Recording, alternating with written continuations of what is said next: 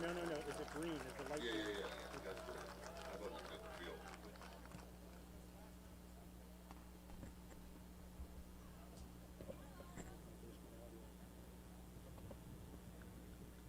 Our next senior is Jake Kinsey. Jake is escorted by Jeremy and Lori Kinsey. Jake has participated in the Richland football program for 6 years. After graduating in the spring, Jake plans to continue in his family's construction business. Let's hear it for Jake Kinsey.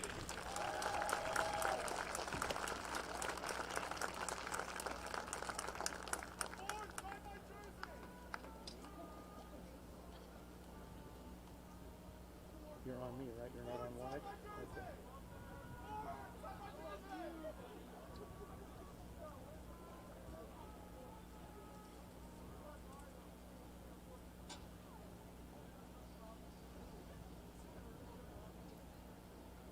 Thank you, Jake. That brings us to Nathan Kniss. Nate is escorted by Don and Kim Kniss. Nathan has participated in the Richland football program for 2 years. His plans are to further his education and attain a degree in criminal justice. A round of applause for senior Nathan Kniss.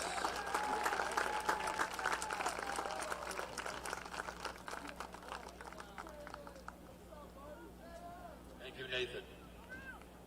And now senior Alan Mangus.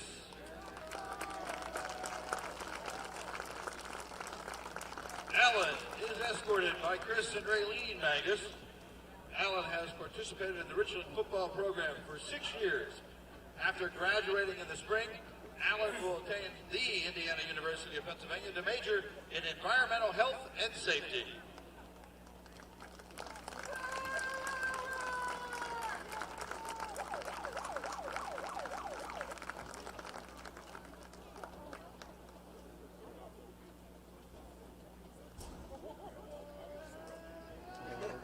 Let's hear it for Alan Mangus. The blue screen with the rain head on it. I think that's the second one down. Kind of a standby screen.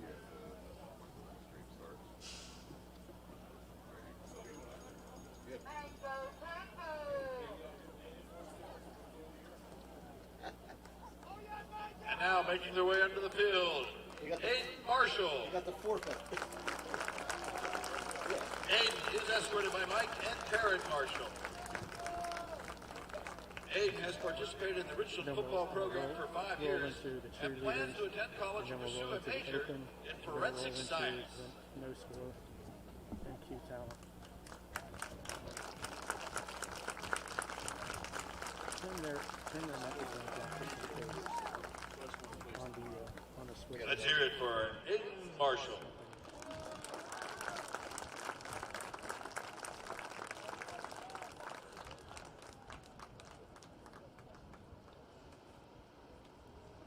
Now making their way onto the field, senior Josh Moore. Josh is escorted by Jacob and Crystal Moore. Josh has participated in the Richland football program for a year. After graduation, Josh plans to further his education in the medical field as a radiologist. A nice round of applause for Josh Moore.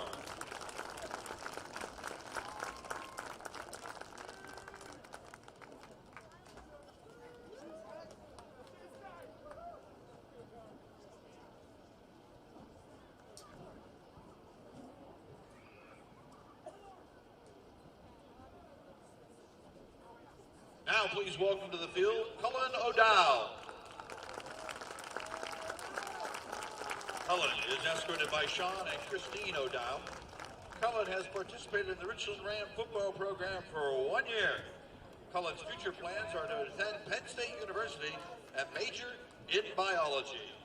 Let's hear it for Cullen O'Dowd.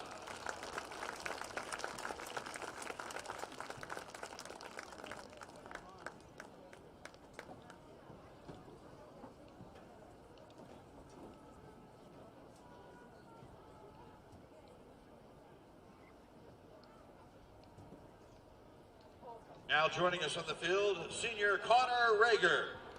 Connor is escorted by Lisa Rager and the late Sean Rager. Also Nicholas, who's serving in the Middle East, Brandon and Zachary. Connor has participated in the Richland football program for 6 years.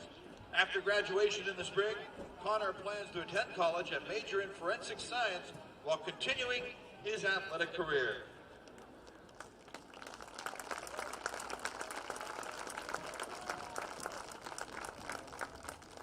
Let's hear it for Connor Rager.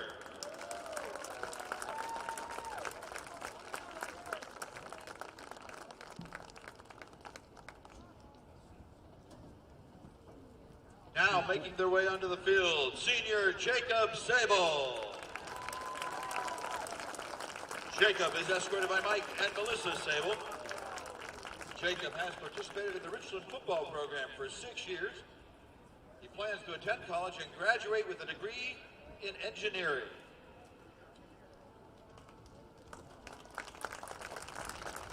Let's hear it for Jacob Sable.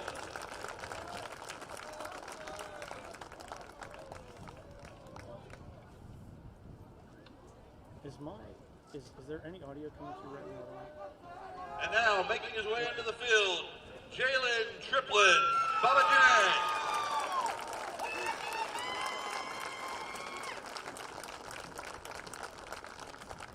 Jalen is escorted by Desmond and Aletha Triplin. Jalen has participated in the Richland football program for 6 years, and he plans to attend Robert Morris University, majoring in sports broadcasting. Let's hear it for Jalen Triplin.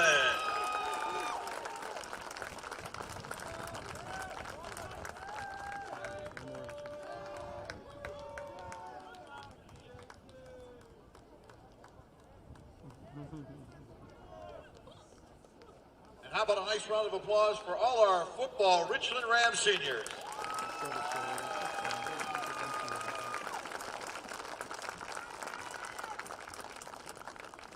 And now, our cheerleading seniors as well. We begin with Lakin Koslow. Lakin is escorted by Terry Koslow.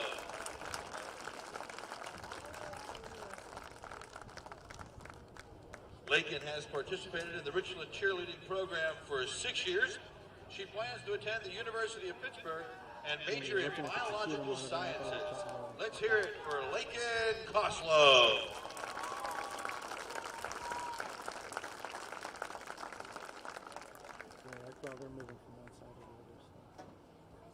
And now, please welcome Sydney Habercorn. Senior Sydney Habercorn is escorted by Jim and Christy Habercorn. Sydney has participated in the Richland cheerleading program for 6 years. She will be attending Penn Highlands for a degree in early childhood education.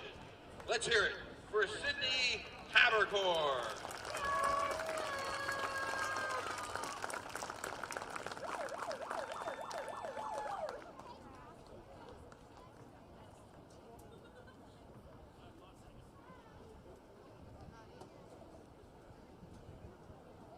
Finally, please welcome to the field senior Mariah Huss.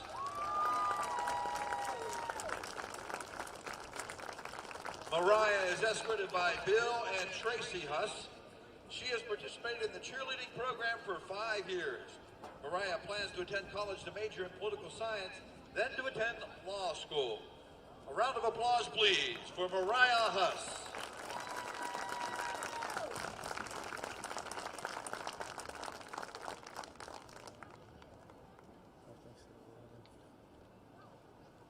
How about a nice round of applause for all our Richland Ram cheerleading seniors.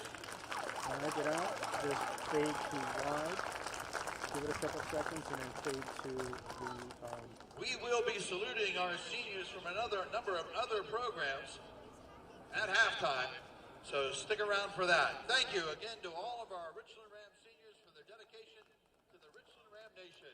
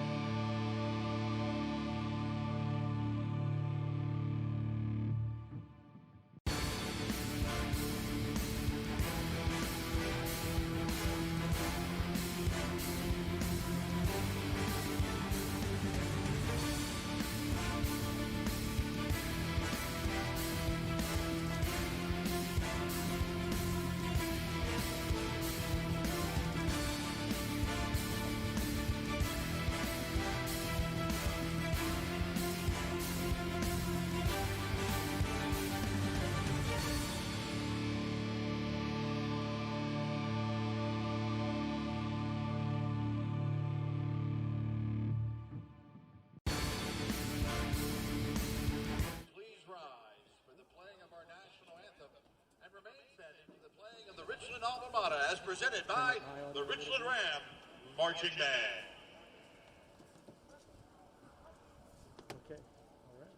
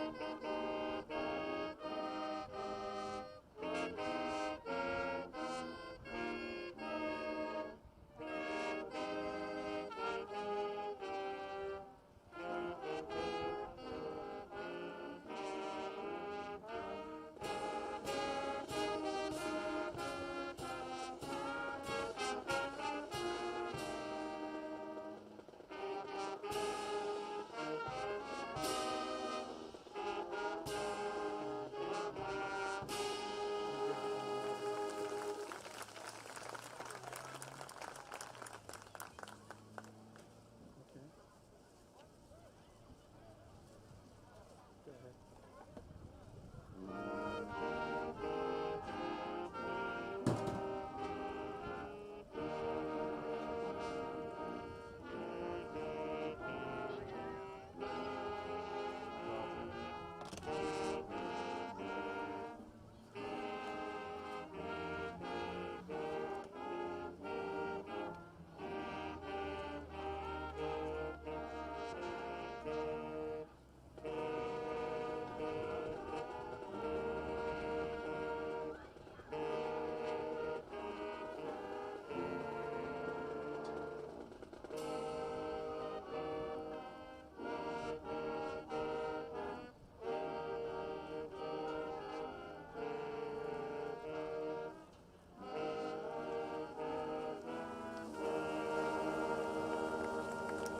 The one, the only Richland Rams Marching Band.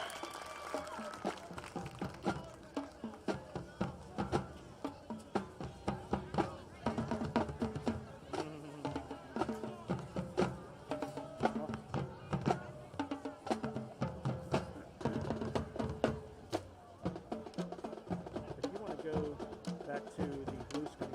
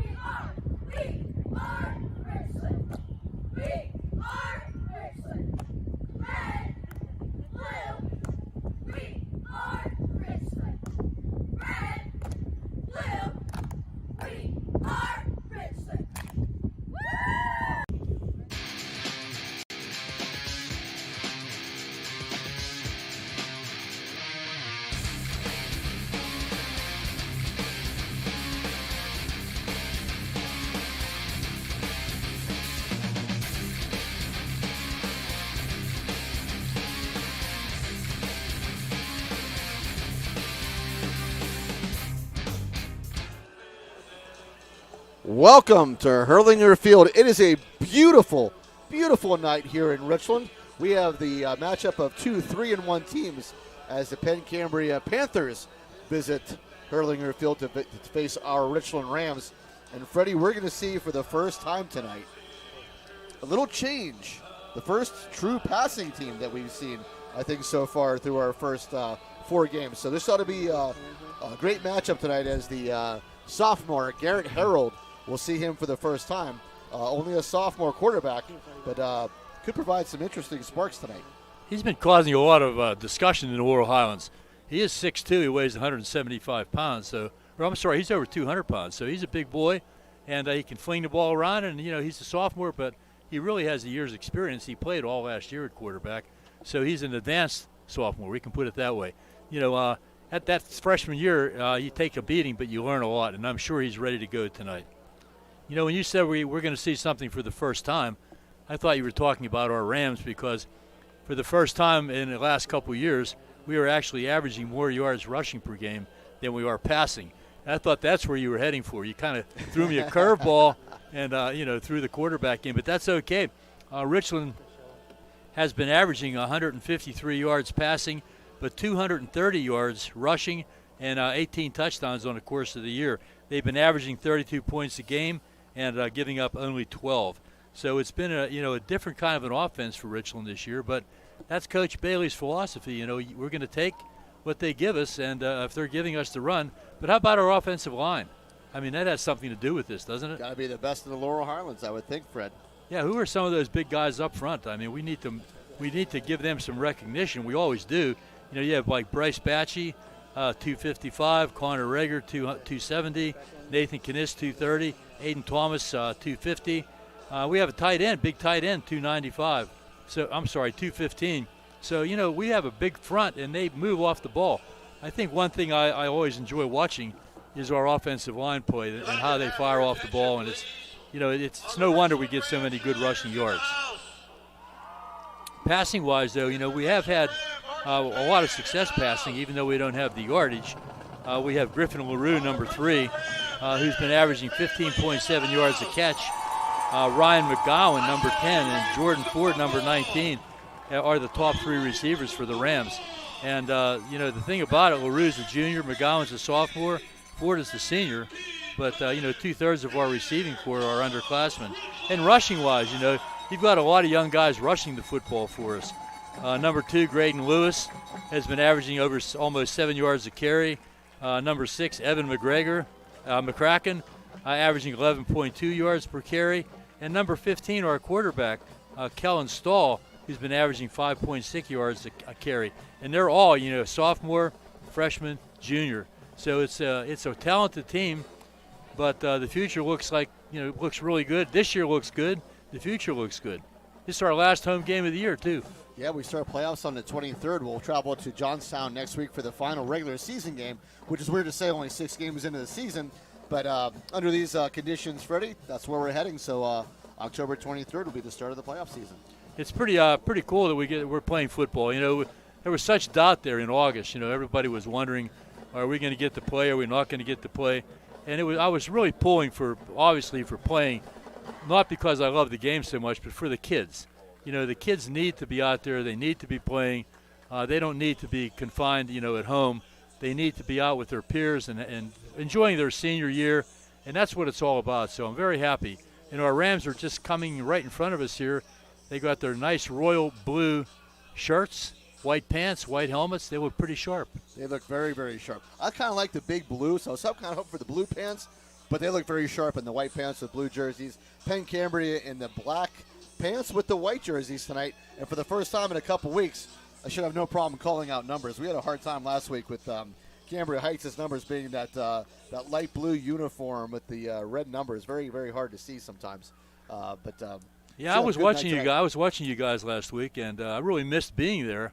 I was with my good friends Ken and Deb and my wife Lynn, and we had a little get together. And I couldn't make it to the game, but you certainly did a great job. And I knew you were having trouble with those numbers, and that is a hassle. People don't understand. I said, we're not like the NFL here. We don't have the high-tech equipment. Right. Thank God we have P.J. McGowan on the field because P.J. helps us so much out there. It's so nice to have him down there. He's able to pick things out and pick up flags and other things and numbers. So it's great having him down there. We sort of have the band back together this week. We kind of, like you said, we broke up last week. It was just me and PJ, and thanks to Jim Penna again last week for filling in for Freddie. But we'll get everybody back this week. And PJ, how are the field conditions down here tonight? First off, how can you hear me? This new mic's awesome. I hear you perfect. All right, so field conditions are, our great turf fields, wonderful.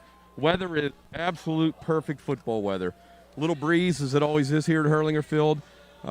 Little information for the game. The Richland Rams did win the coin toss, have elected to receive. We're going to receive, I guess, down to the scoreboard side is what we chose. So, we're going to get underway real quick. The Rams are pumped up here. It's great to have fans back in the stands. So, looking forward to a great night. And welcome back, Fred. Hey, it's great to be here. It really is. It was fun watching it on TV, but it's a lot more fun being with you guys. It really is. Believe it or not. Fred, does the camera add weight to me? You look great, buddy. Thanks, Fred. You do. It must be beautiful out there. I saw you peeling off some of your outerwear there, so it must be a beautiful night. Our firemen are here, too. There they are. Always nice the Richland to see Fire when you come to Department shows Richland, up right on time, and they're here to support the Rams, and we're very happy. Bob Heffelfinger, if you're listening, welcome to the broadcast. All right, this is senior night here for the Rams. So 11 seniors on this Richland Ram football team were honored before the game, so always nice, and the cheerleaders. And we're about to get ready to kick off. Ready, back deep for the Rams are going to be Graydon Lewis and Griffin LaRue. And on to kick it away for the Panthers, it's going to be number 81. That is Logan Machina. If I pronounced his name wrong, I apologize.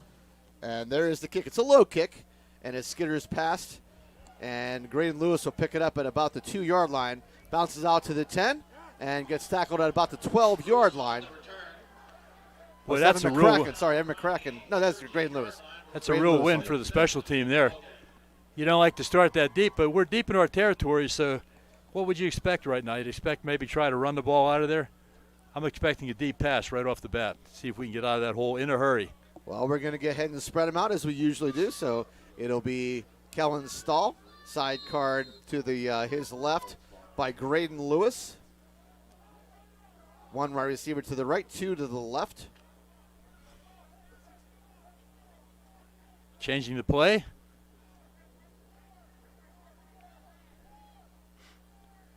And here's a snap. Stahl back to throw. He is going to go deep. He has Griffin LaRue, but good coverage there. Good tight coverage by number 12. That is Jake Sikalis. Sikalis, yeah, he's one of their leaders on offense and defense. Sikalis, number 12. He's a very talented receiver on offense. I made the call on the long pass, so I'll tell you, I knew it was coming. Because you don't expect it. That's the way Coach Bailey likes to play. Everybody's expecting a run to get out of the hole, but we're not going to run. We're going to do not the obvious. We're going to do the non-so-obvious. I bring up 2nd and 10, and this time fake handoff, and it's thrown out to Sam Penna on the sideline. Penna able to turn around the 20-yard line and gets close to the 25. And it'll be marked just short of the first down, about maybe a yard and a half short. So 3rd and short upcoming. Nice quick pass there from Stahl to Penna. Game just underway, 11:39 here remaining in the first quarter, 0-0. 3rd and 1, ball spotted at the Richland 22-yard line. Graydon Lewis will set up to Stahl's right. And Stahl will keep it himself as he goes up the middle and should have enough for the first down as he pushes close to the 25-yard line. And it will give him the 25, so first down. That's the one thing last week, Fred. If you watch the game, Kellen Stahl did not do much running last week, if any. He kind of got a nice break away from because he took some shots over the past few weeks. And I think last week was a nice reprieve for him. So 1st and 10 from the Richland 25-yard line. Okay, and the freeze play worked. Penn Cambria on the freeze. You know, last year Penn Cambria was one of their big problems they had last year was they were very porous on defense. They gave up a lot of points on defense, so they really worked on that. And one of their highlights or one of their strong points this year so far has been the 9 guys who have returned. They have 9 returning starters on defense. And, a couple of the leaders on that defensive team are Brandon Storm, number 2, and number 32, Carter Smith, a defensive back and a linebacker. So see if their defense, how much their defense has improved. All right, 1st and 5 from the Ram 30-yard line. It'll be Evan McCracken who will take it up the middle. Evan McCracken over the 40-yard line. Nice run by Evan McCracken straight up the middle. And McCracken able to pick up another first down. Evan's only a freshman, Freddie, and I'll tell you what, he's had some big runs for this Ram team so far. He's pretty slick. He's not, he gets through the line of scrimmage really fast, and once he's in the open field, he's tough to bring down. He's slippery. I really like him. It's, you have to question sometimes freshmen being that good, but he's pretty good. 20-yard pickup brings the ball to the Richland 42-yard line, 1st and 10. LaRue will go in motion to the left. Stahl back to throw. Stahl looks. Stahl going to throw over the middle. Has a man. Oh, picked off. Number 13 for Penn Cambria, able to pick it off. Pass intended, I think, for Ryan McGowan. Ball just a little underthrown and picked off.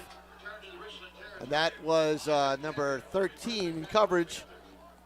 Nicholas Marinac able to pick it off. So first turnover of the game. They had a big win last week, Penn Cambria against Central Cambria. They were down 21-0, and they came back to win the game 29-28 on, I believe, close to the last play of the game. So they're used to being in some big games this year. The one loss that baffled me a little bit was Cambria Heights. They got pounded by Cambria Heights 21-0, and that's they've been scoring some points. The Panthers. All right, so our first look at Garrett Harold as he is 1st and 10 from the Richland 39-yard line. Harold will go back to throw. He's got a rush, able to throw it away before he gets hit. Nathan Kniss all over his back. So it'll bring up 2nd and 10. So good pressure there by the Rams. We talked a lot about the offensive line. The defensive line is, pretty much the same kids. But what's nice is we have so many of them we can rotate through and always have fresh linemen in there. And they're so important. Right now we have 3 down linemen to 4 down linemen. All right, so Harold back in his shotgun. Harold will throw a quick out to his left and overthrew his man Marinick. In coverage there was Griffin LaRue. And actually, I think he was better off not catching that ball, Freddie, as that would have been about a 4-yard loss as Griffin LaRue was tight in coverage. It'll bring up 3rd and 10. But they are at the Richland Ram 39-yard line after the turnover. 10:08 remaining here in the first quarter of a scoreless game. Looked like a backward pass almost to me. I mean, they're right in front of us.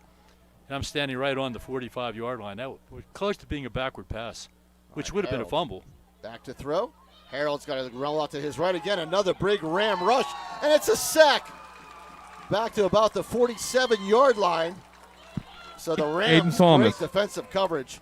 Aiden Thomas on the sack. Number 52, who I thought had a big game last week against Cambria Heights. Highlighted by the field goal block that he had that was returned by Griffin LaRue. And that will bring on the punting team as Marinick will be back to punt it away. That's how you stop the passing game. Looks like that's for sure. Trying to catch a number of the deep man for the Rams.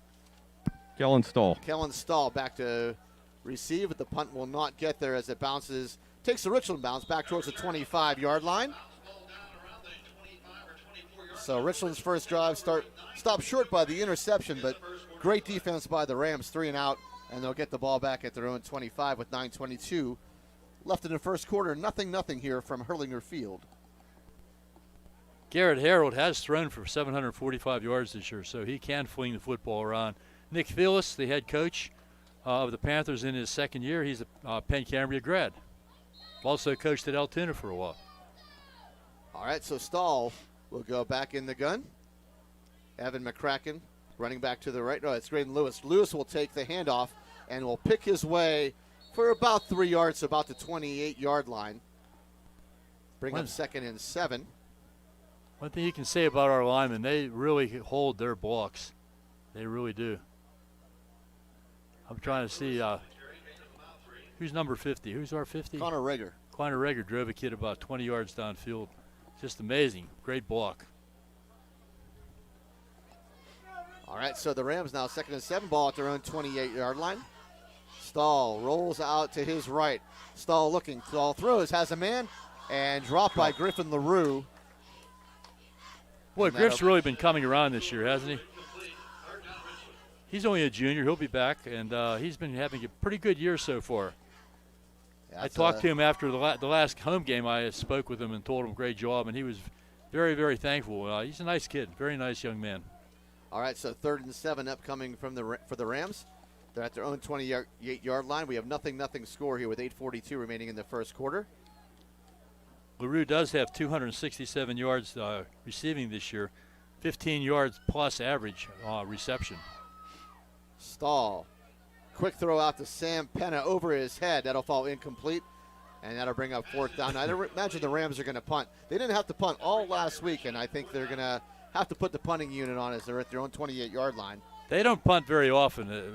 I know when I was special teams coach, the hardest job I had was keeping the punting team, their head in the game, because they'd start to gnaw it off. Yeah. Because then, we never punted, and when it was time to punt, they were like, "Holy cow, it's my turn." But here's the thing: Kellen Stahl is their punter, so I think you have to be cognizant of the fact that there could be a fake coming as well.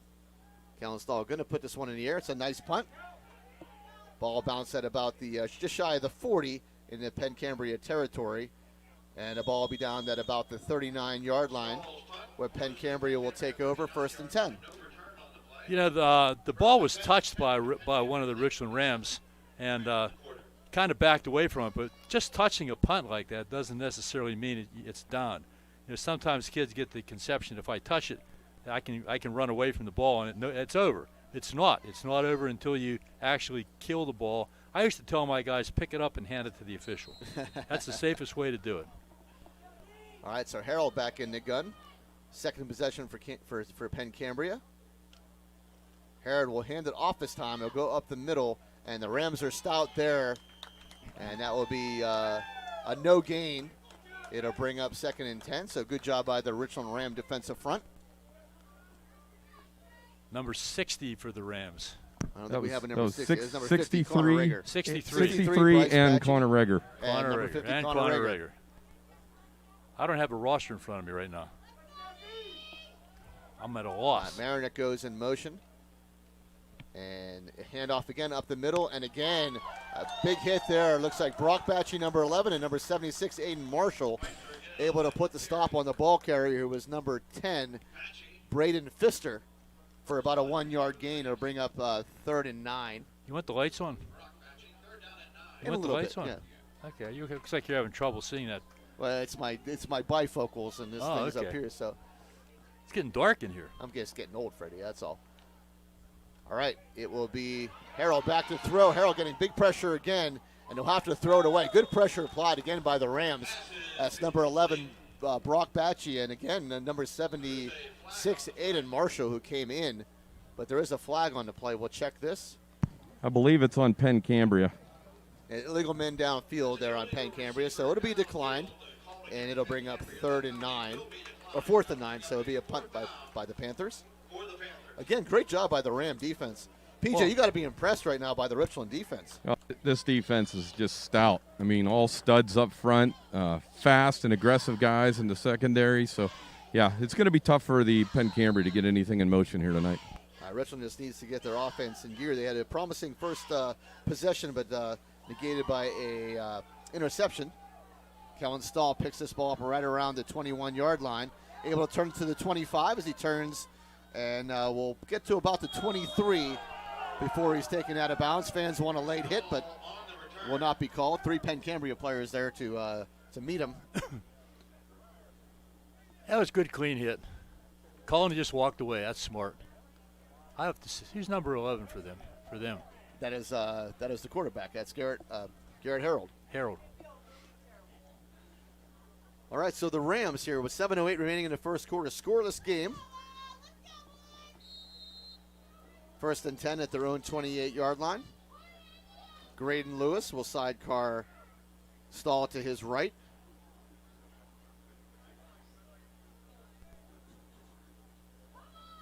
Stahl will take a handoff to Lewis up the middle. Lewis has the 40-yard line, the 45. That might be a horse collar as he's packing from behind. There it is. Number 2, Brandon Storm on the tackle, but he grabbed Graydon Lewis right by the back of his shirt, which is normally a horse collar. Flag came in late, but that will be the call. So we'll they're talking about this. The line judge waved it off. They're picking the flag up. So he waved it off. Yep. I'm pretty surprised, PJ. I mean, you're right there too. I thought his hand came right up the back of his shirt. It absolutely did. And you know, that's the call we ran into earlier this year, that it doesn't have to be a direct grab to the horse collar area. It Yeah. has to be that backward pulling down close to the neckline. All right, so it'll be 1st and 10, any rate, from the Rams. They are at their own 46-yard line. 1st and 10. Stahl will hand off. It'll be Lewis again. It goes right up the middle. He's got the 40, the 30, the 20, the 10. It is going to be a Richland Ram touchdown. Wow, Graydon Lewis has been throughout the year more of a power-type runner, but that time he displayed his speed. I mean, there was a nice hole there. Once he got into the secondary, it was over. He's not only a power runner, apparently he's very fast as well. 54 yards, Graydon Lewis goes up the middle for a Richland Ram touchdown. That'll get things going. Autumn Fauci now on to attempt the extra point. Autumn, unfortunately, has had a little bit of problems this year with the extra points. I think she's going to get this righted, Coach.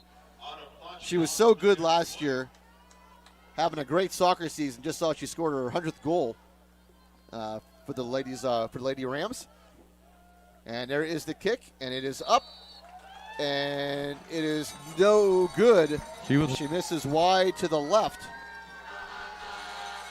So Autumn Fauci has a little bit of struggles right now going on early in the year, although we're heading toward playoff time, Coach. This could be an area they want to address. Yeah, that could be, when you get to the playoffs, 1 point here, 1 point there, pretty important. Look at the game that Penn Cambria won last week at Central Cambria. The turning point in that game was actually when Brandon Storm, who was the defensive back for the Panthers, blocked a field goal that would have put Central Cambria ahead by more than 7 points. He blocked the field goal. Penn Cambria got the ball back and scored a touchdown. So, extra points, field goals, special teams, we don't talk about them enough. I know I did it for a number of years with Brandon. That's all I did was special teams. And he emphasized, that's how much he emphasized it. He had one guy responsible for special teams. It was a blast. I really loved doing it. All right, so it'll be Cullen O'Dowd. They'll be on to kick it away to the Panthers. Back deep for the Panthers is number 13, Nicholas Marinac, and number 2, Brandon Storm. Rams up 6-0 now with 6:37 remaining here in the first quarter. That brought the crowd to life. It's nice to see a crowd back. As last week, as you know, Cambria Heights, we've kind of rolled back fans in the stands, so very, very strange again last week to go up there and not have any fans there. Nice again to have our fans back as well as some Penn Cambria fans. It's a great, nice entertainment for $5. You can't beat it. All right, O'Dowd puts this one in the air. Nice high kick, ball hits about the 25-yard line and rolls away. Richland's going to jump on this. There's going to be a Richland Ram ball. As number 20, I believe, for Penn Cambria, that is Zach Broad, came up to handle the kick as it bounced in front of him, but could not jump on it, and on for the Rams. Didn't catch number. PJ, who jumped on that ball? That was number 10, Ryan McGowan. So nice Ryan job. McGowan, there you go, jumps on the ball, and Richland will take over 1st and 10, and Freddie would go back to the special teams play. There it is. We Perfect just talked. example. That was a perfect execution of what we used to do on special teams. Just kick the ball high in a spot where there's nobody and let it bounce around. People, sometimes young men like this get confused. They don't know what to do. Jump on it, not jump on it. They're not sure. They touch it, it doesn't matter. They think it's dead. So it creates confusion, and that's exactly what happened. All right, 4-man bunch to the left. 1st and 10 from the Penn Cambria 30 now. Stahl throws to the low man on the right. That's Griffin LaRue on a little slant play. LaRue get dragged down by the shirt at about the, looks like they're spotted at about the 2-yard line. So just when you think, Freddie, as you said, you got a big bunch, 4 guys to the left of the formation. We come back and throw into the lone receiver on the right, which is LaRue on a slant. And Richland now has 1st and 10 or 1st and goal at the 2-yard line. Well, when you have 4 guys in a bunch, you have to have coverage over there. It ends up with your best receiver right now being one-on-one with the defensive back, and that's the matchup you're trying to get. If they would double cover LaRue, he would just throw it to the bunch. All right, empty backfield here for Stahl. Stahl surveys. He's going to throw a little corner route, and he has Griffin LaRue in the back of the end zone for another Richland Ram touchdown. Stahl to LaRue from 2 yards. Yeah, Griffin LaRue came into this game averaging 15.7 yards a catch, and that little series there certainly didn't hurt his average. I'll tell you right now, it's great. Is that Autumn back on the field? This is what we need. We need Autumn Fauci. It's not a question of the leg, Coach. She's kicking these with plenty of leg through. She's just missing a little bit wide left, a little wide right. So just needs to get that locked in and dialed in. As you know, we start the playoffs in a couple of weeks. And we'd like to get this part of the game righted. There's it's going to be a fake. Stahl will throw, has a man wide open. DeMont Johnson for the 2-point conversion. Stahl at DeMont Johnson on a fake extra point. Fred, I can't believe you didn't see that coming. I actually was ready to bump in, but they the ball. But that was a textbook. And wide open, DeMont Johnson was in the right corner of the end zone. I'm slipping, I guess. I made a couple good calls tonight. You got to admit. You just got to keep waking up. You'll be all right. I know. I'm okay. I got to get off my lounge chair. So Richland able to go up 14-0 now with 5:58 remaining here in the first quarter. Always got to say hi to a loyal listener, Jack Daly, and his lovely wife Janice, who is there in Winburn. And that's a good call, Freddie. We'll go over our sponsors, as we can't do this without them. We can't do this without Romansburg Media, so we always thank them. And a great community we have. And here's some sponsors: Precious Metals and Diamond Company, Chan Soon Shong Medical Center, Best Window and Door, Blade Broadband, Rizzo's Italian Restaurant, the Fifth Bar and Grill, which was formerly the Alibi, Wayne Langer Hoke for Senate, Advanced Office Systems, Dean Jordan Goodyear, Ponchione Financial, Cardolino Eye Care and Optical, EcoSafe Sanitizing, Nico's Restaurant, Johnstown Construction, FWF Insurance and Erie Insurance, Pinnacle Chiropractic Spine and Sports Center, Flair of Country Catering and Event Planning, Sporting Good Discounters, FX Screen Printing, Slovenian Savings and Loan, and DB Homes. Thanks to all of them, and if you obviously can go ahead and visit these people in the community, please do so. Cullen O'Dowd now to kick it away. Ball picked up right about the 15-yard line. That is Marinak as he turns the corner and able to get to about the 35 before he's brought down. Special teams. Coach Ron Hobbs, he should be very happy tonight with what his special teams are doing. And as we said before, there's always sponsorships available too. You will get to hear your ads always here on the air through Romansburg Media's every game we call, and we always appreciate them. Our community is always so supportive. So if you need to, contact PJ McGowan and find out more information. Harold back in the gun here, 1st and 10 for Penn Cambria, showing 14-0. Quick throw and a big hit there put on by number 5, Sam Penna, able to break up the play, so an incomplete pass. Great job there by Sam Penna.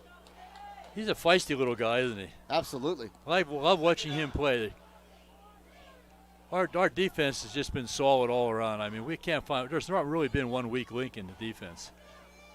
Harold back in the gun, 2nd and 10 from their own 35-yard line. Marinak in motion, and Harold will keep it himself as he goes up the middle. This is going to be the biggest play from the line of scrimmage here for the Penn Cambria Panthers as they're able to cross the 50-yard line and get in the Richland territory. They'll take it to about the 48-yard line. He has rushed for 745 yards so far this year. Passing, he's thrown for 5 TDs. He has 268 yards rushing last week against Central Cambria.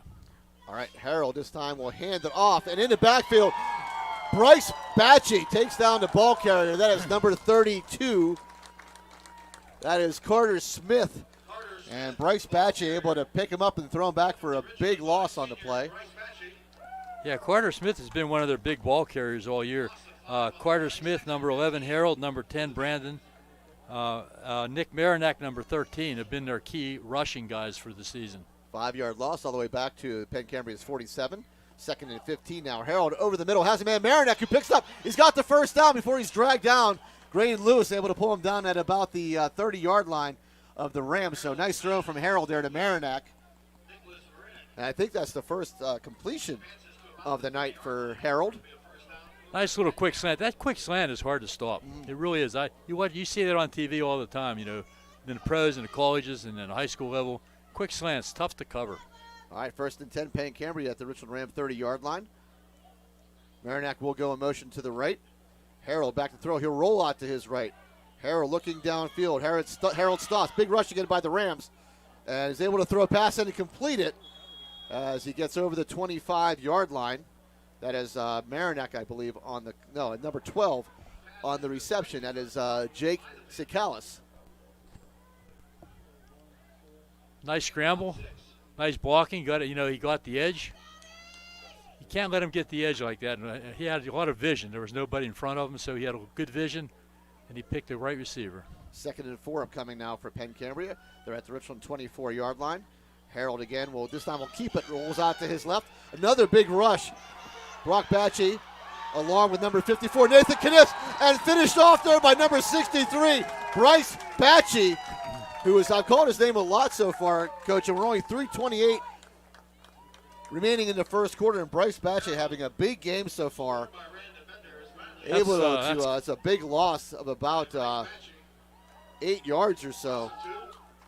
When he rolled to the right, I was just commenting on the last play. He had some vision there. He could see downfield.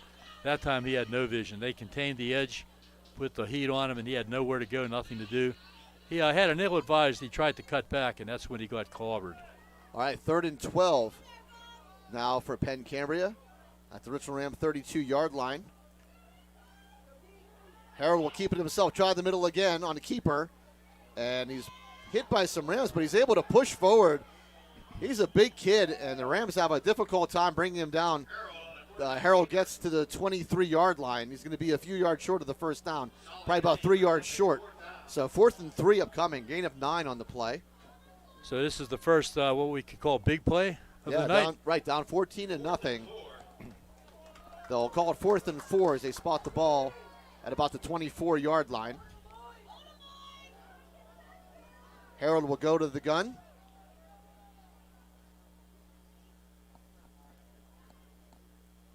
He will check the sideline and see if he wants to change the play. I think they will change the play.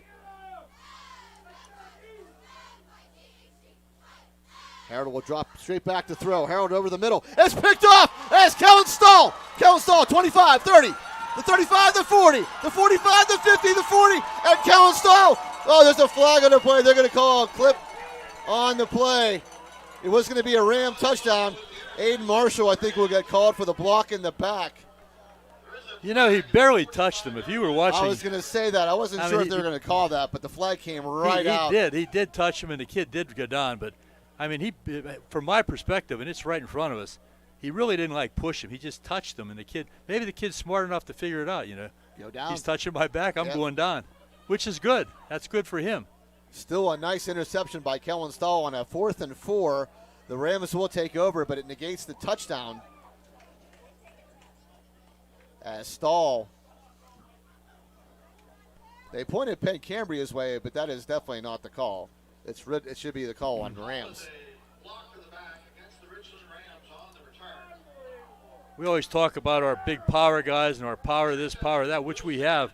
But how about the speed? You had Graydon Lewis with tremendous burst of speed tonight. Evan McCracken showing his speed.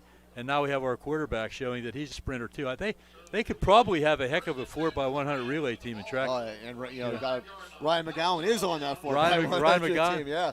Lots of speed, All right, so the ball will be spotted at the Richland 45-yard line, 1st and 10. They lead here 14-0, 1:47 remaining in the first quarter. Both teams have traded interceptions. And Kellen Stahl now will roll out to his left. He'll throw and just misses DeMont Johnson, but the ball will fall incomplete. Nice roll out to the left side of the field. That's a tough throw for a quarterback. I think everyone who knows about football realizes how tough that is. But it puts a nice touch on the ball. He's a well-polished guy. He's been around there for a while, Kellen. Yeah, DeMont Johnson was his first game as a starter against Chestnut Ridge a couple years? Yes, he came in the Mud Bowl game and basically he led the Rams to victory as only a freshman. Did a tremendous job. I think it's pretty remarkable how much mileage Coach Bailey gets out of younger kids. All right, 2nd and 10 now will be Graydon Lewis on the handoff. Graydon Lewis takes up the middle over the 50-yard line as he gets enough for the first down as he crosses the 45. Nice run there by Graydon Lewis, who's having a great night so far. Nice blocking up front. Nice vision by Lewis, seeing where the hole was. Gets into secondary, picks up an extra 5, 6, 7 yards. Great run, great play. They'll spot this ball at about the 44-yard line. 1st and 10 upcoming for the Rams. Evan McCracken will check in at running back. He'll set himself to Stahl's left. Looks like 4 wide receivers set, 2 to the left, 2 to the right. We're down to 107 counting here in the first quarter. Richland leading 14-0 over Penn Cambria. Stahl back to throw. Stahl going deep. Has Griffin LaRue. LaRue turns. Almost able to get himself righted there as he made a nice move on the ball. And just off the fingertips to Griff Lewis. Got to make that catch, I guess, huh? Or LaRue. Sorry, I said Lewis. Griff LaRue. Yeah, was that? No, it was LaRue, wasn't it? Yep. Great. Yeah. This is his time now. He was last year we had 2 great guys, in Tustin and Burke, and LaRue was there. He was playing well last year, but he was overshadowed. Now it's his time to shine. Yeah, he made a great adjustment on that ball, and just off the fingertips. Bring up 2nd and 10 now for the Rams. Stahl again back to throw. It's going to be a little screen. It will be Evan McCracken over the 40-yard line, the 35, the 30. Evan McCracken will be taken down at about the let's say about the 26-yard line or so, 27-yard line. Another Richland Ram first down. Very well run. That's not an easy play to run on any level, but particularly in high school, it's not an easy play to run, and they set it up so nicely. Again, give the offensive line coach Eber Verhosik, give him credit on that. He has those offensive linemen playing very, very well. Ball will be spotted, it looks like, at the 28-yard line of Penn Cambria for the Rams. 23 seconds and counting here remaining in the first quarter. Richland leading 14-0. Stahl will throw a quick hitter out to McCracken on the left. And McCracken hit immediately as he gets to the 30-yard line, about a 2-yard loss. Looks like number 24. You have the roster there. Who's 24? Number 24 is Zach Grove. Nice play. The little McCracken guy, he's not easy to tackle one-on-one. He's shifty. Absolutely. That will be the end of the first quarter. Richland leading 14-0 here from Herlinger Field. We'll step away and take a quick break. You are listening to the Richland Ram Football Network.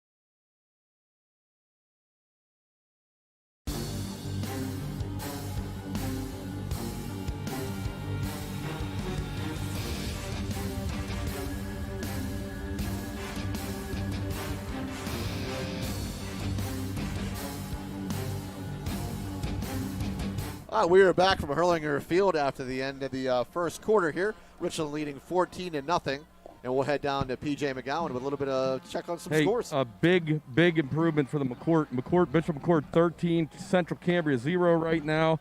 Wimber down in the big brawl between Berlin and Wimber in the Westpac. Wimber is winning 7-0, and Bedford's over Cambria Heights right now 21-0. Wow, that Wimber score, that's a big game. That's a big game huge them, game. Absolutely. A couple 4-0 teams going at each other. And Central Cambria losing to McCourt right now. They had a tough loss last week against Penn Cambria. All right, 2nd and 12 for the Rams. Stahl back to throw. Stahl rolls out to his left. Stahl going to tuck it. 30-yard line, 20. He just turns, tries to get to the 15-yard line. Brought down short of the looks like about the 19-yard line. It should be enough for the Richland Ram first down. So Stahl able to tuck and run as he got some pressure, and it will be enough. It's so hard to defend this offense. There's so many things that can happen, and you have so many guys spread out on the field.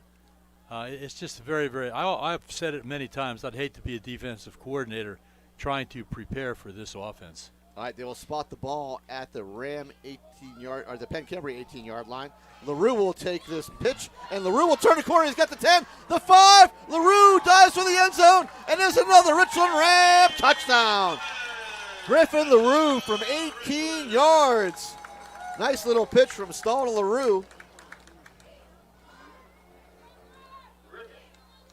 PJ, you had a great view of LaRue coming right at you.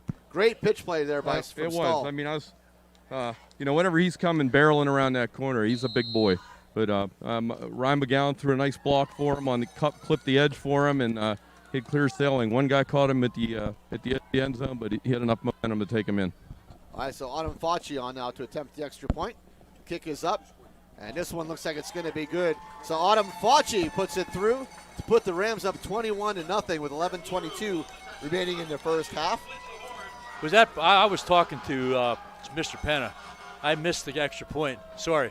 Who kicked? Did she kick it? Autumn Facci, yes. Okay, and I thought because right in front of us there were a bunch of fans, and they were cheering. I think everybody was really pulling for her. Fred, maybe that's the issue. Maybe you can't watch from now on. I'll gladly not watch. Yeah, I think the Facci family. I'll go get a hot dog, and that's fine. If it means she's going to make it, I'll gladly not watch. I said it hasn't been a problem with the leg. Autumn Facci's been clearing the uprights by a lot. It's just been a little bit of a pull or a push, and that one was straight through the uprights that time. Yeah, Mr. Penna had a question. That's the only reason I didn't see it. And what a great job he did last week. You guys, I missed everybody. It was nice listening to you, though. It really was. You guys did a really nice job. Appreciate it. All right, Cullen O'Dowd now will come on to kick it away from for the Rams. See, now where's there a nice open spot there? Like right on right the about the 20-yard line. About the 20-yard line. You kick it over number 10's head, right on between those two guys. Let it bounce around a little bit. Let them wonder what to do. And then in our speed, I'm telling you, watch these special team guys fly down the field. We have so much speed. I think that's overlooked sometimes. We're always talking about the big guys, but our speed is tremendous. All right, see Callis and Storm back deep for the Panthers.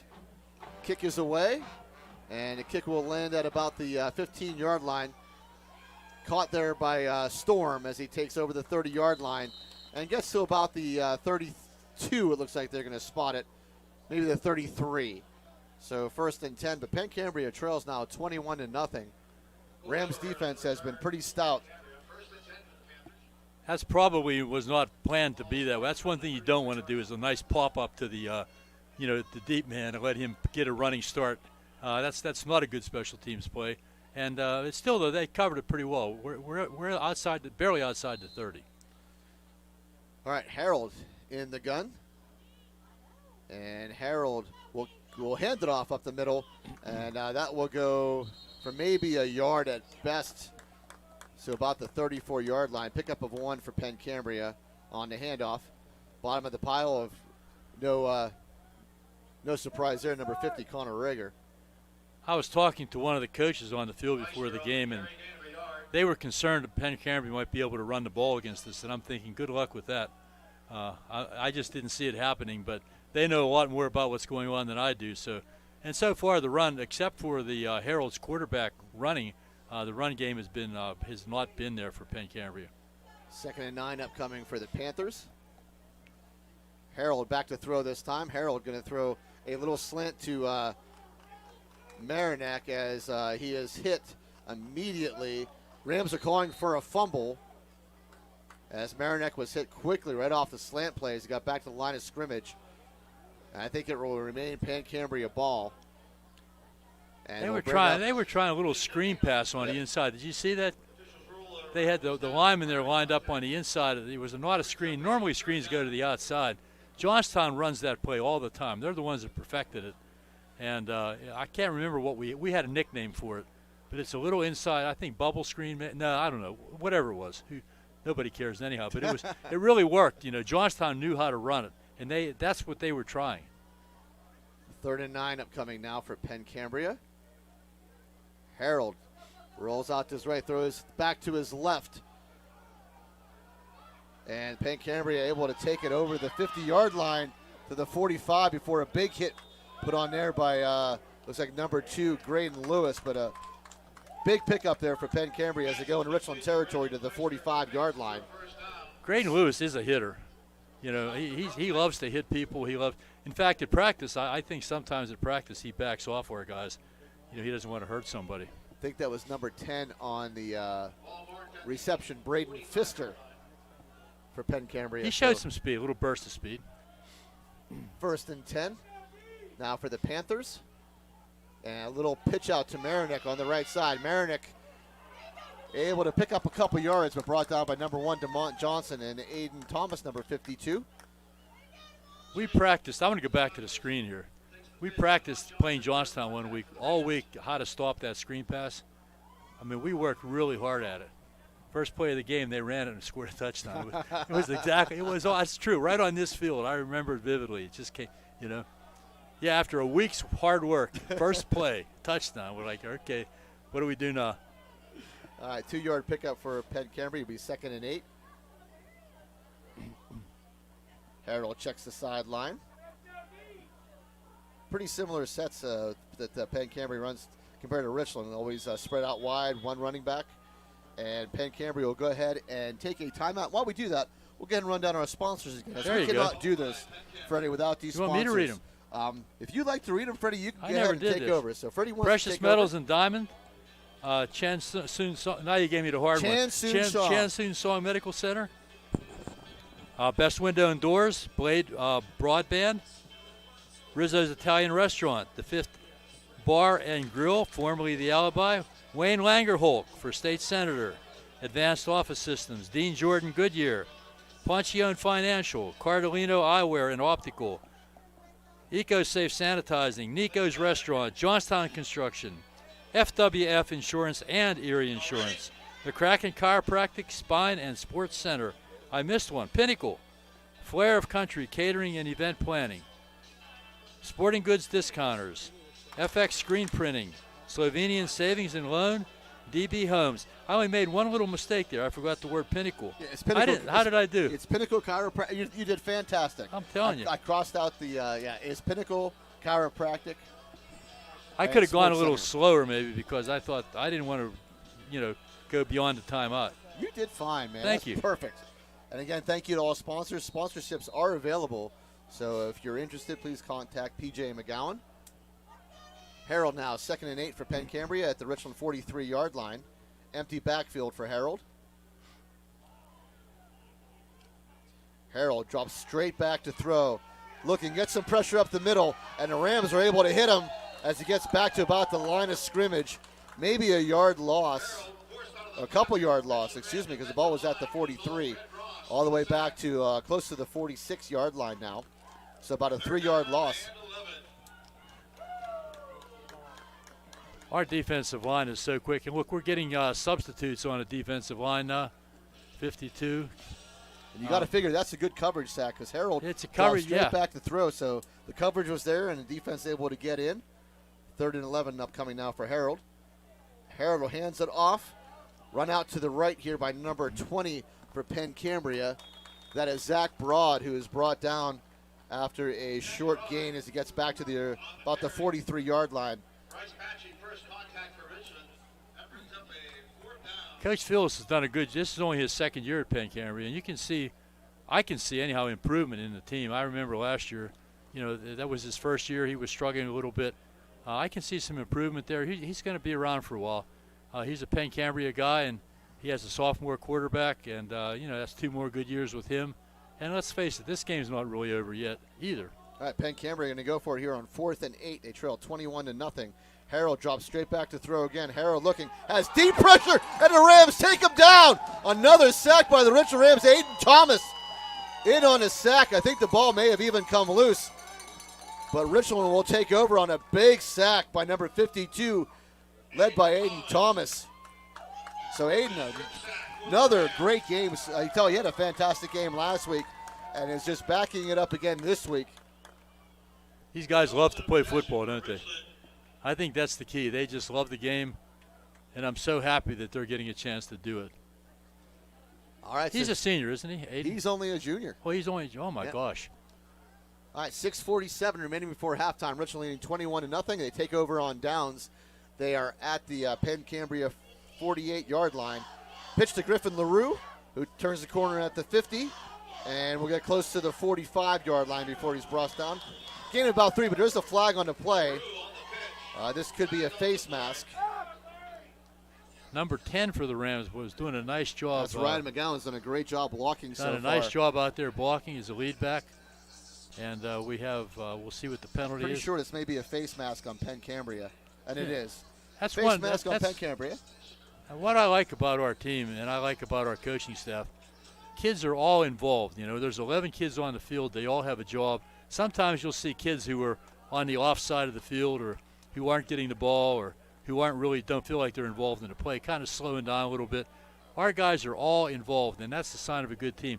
You know where I noticed that last year when we were watching Southern Columbia play? Every kid on that team had a job, and they all did it. That's the key to success. Yeah, without question. 1st and 10 upcoming for the Rams. They are at Penn Cambria 30-yard line, 6:29 and counting before halftime. Richland leading 21-0. Stahl fakes the handoff, rolls out to his right. Throws to DeMond Johnson. DeMond Johnson able to keep his feet as he pushes towards the 20-yard line. And that's going to be really close to another Richland Ram first down. He's a senior, correct? DeMond's only a junior as well. What the heck? Yeah. I wish I had a roster. Fred, last week we named them the Young Guns. I did hear that. I mean, it is so true in every word. Going back to the junior center, Aiden Thomas has been having just great games week after week. You know, he reminds me of Freddie. Dougie Horn. Oh, that's might even be the same number if I remember right. That's a good reminder. I mean, that's a good guy to mold yourself after, believe me. All right, just a yard short of the first down. Handoff to Lewis as he bounces off the 20, goes to the 15, the 10, the 5. The ball's out. Ball's out right around the goal line. Richland recovered. And I think Richland able to pounce on it. Graydon Lewis is pushing his way towards the end zone. The ball did come out, but I think the Rams able to pounce on it. It'll be 1st and goal from about the 1-yard line. That was that little extra effort that Graydon was given. Sometimes that little extra effort, though, you're better off maybe just holding on to the ball. But you can't fault a kid for that. You can't, never. So Richland able to avoid disaster there as they got 1st and goal now at the Penn Cambria 1-yard line. Looks like Evan McCracken into the game now as the running back.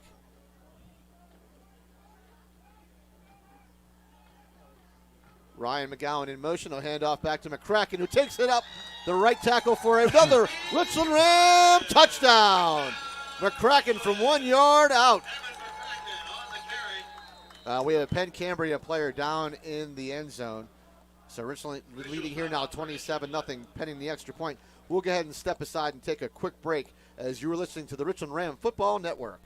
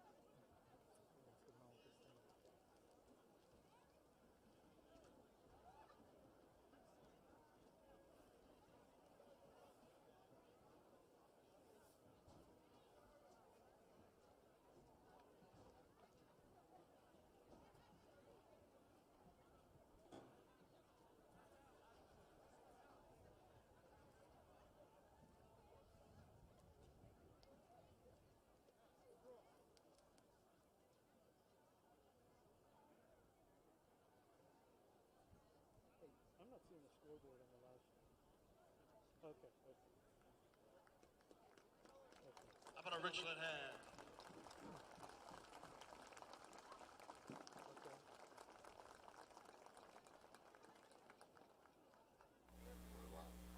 We are back here at Herlinger Field as Evan McCracken just took it in for a 1 yard score for the Richland Rams, trying to catch the number of the injured Penn Cambria player who was able to limp off the field. All set up by the I'm strong thinking that was 58. 58. So 58 would have been Andrew Weiland. That was set up by the Graydon Lewis run and fumble recovery. Bob, I don't know who recovered the fumble. Did we ever figure that out? Not sure. It might have been Graydon Lewis himself, as he was right there by the ball again. Autumn Facci on now to attempt the extra point. Kick is up, and this one looks like it's going to be good. So Autumn Facci, 2 for her last 2. So Autumn Facci looking good after the first miscue of the night, but 28-0, Richland leading here. That has to be, that has to be good for her. I mean, you think a young girl like that, she's a senior in high school, she missed like 4 or 5 extra points, and the coach is still putting her in. It's got to be pressure, it really is. It's like that, I got to do this, and sometimes you just overthink the situation. But, good for her. I'm so happy, and I know the fans are, and the players were giving her a lot of congratulations and high fives. It takes a lot of guts to do that. Put yourself right in the spotlight, don't you? You go out for that kick, you're right there. Just like you trying to make that big putt. A lot of pressure. I don't feel any pressure, but I have ice in my veins. Golf. How's your daughter, the golfer, wish. doing? Is she hasn't played much this year. She's been working more than she's been playing, which is a good thing. She had a hole-in-one, though. She did have a hole-in-one at Sunny Hannah in her senior year of high school. And unfortunately, her year at Clarion has been shut down as she's doing remote learning for college right now. So hoping to go back next semester and maybe have a spring season. That'd be good.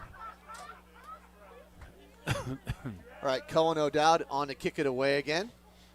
Back deep for the Panthers is Callis and Marinac and Storm. O'Dowd. Nice kick here, but it may go out of bounds. Hit it right where he wanted to, Freddie, right about the 20-yard line. But the ball went out of bounds, so. Okay, here we go. Dougie Horn says, good to have you back, Coach. And Scott Hudson, this is really something here.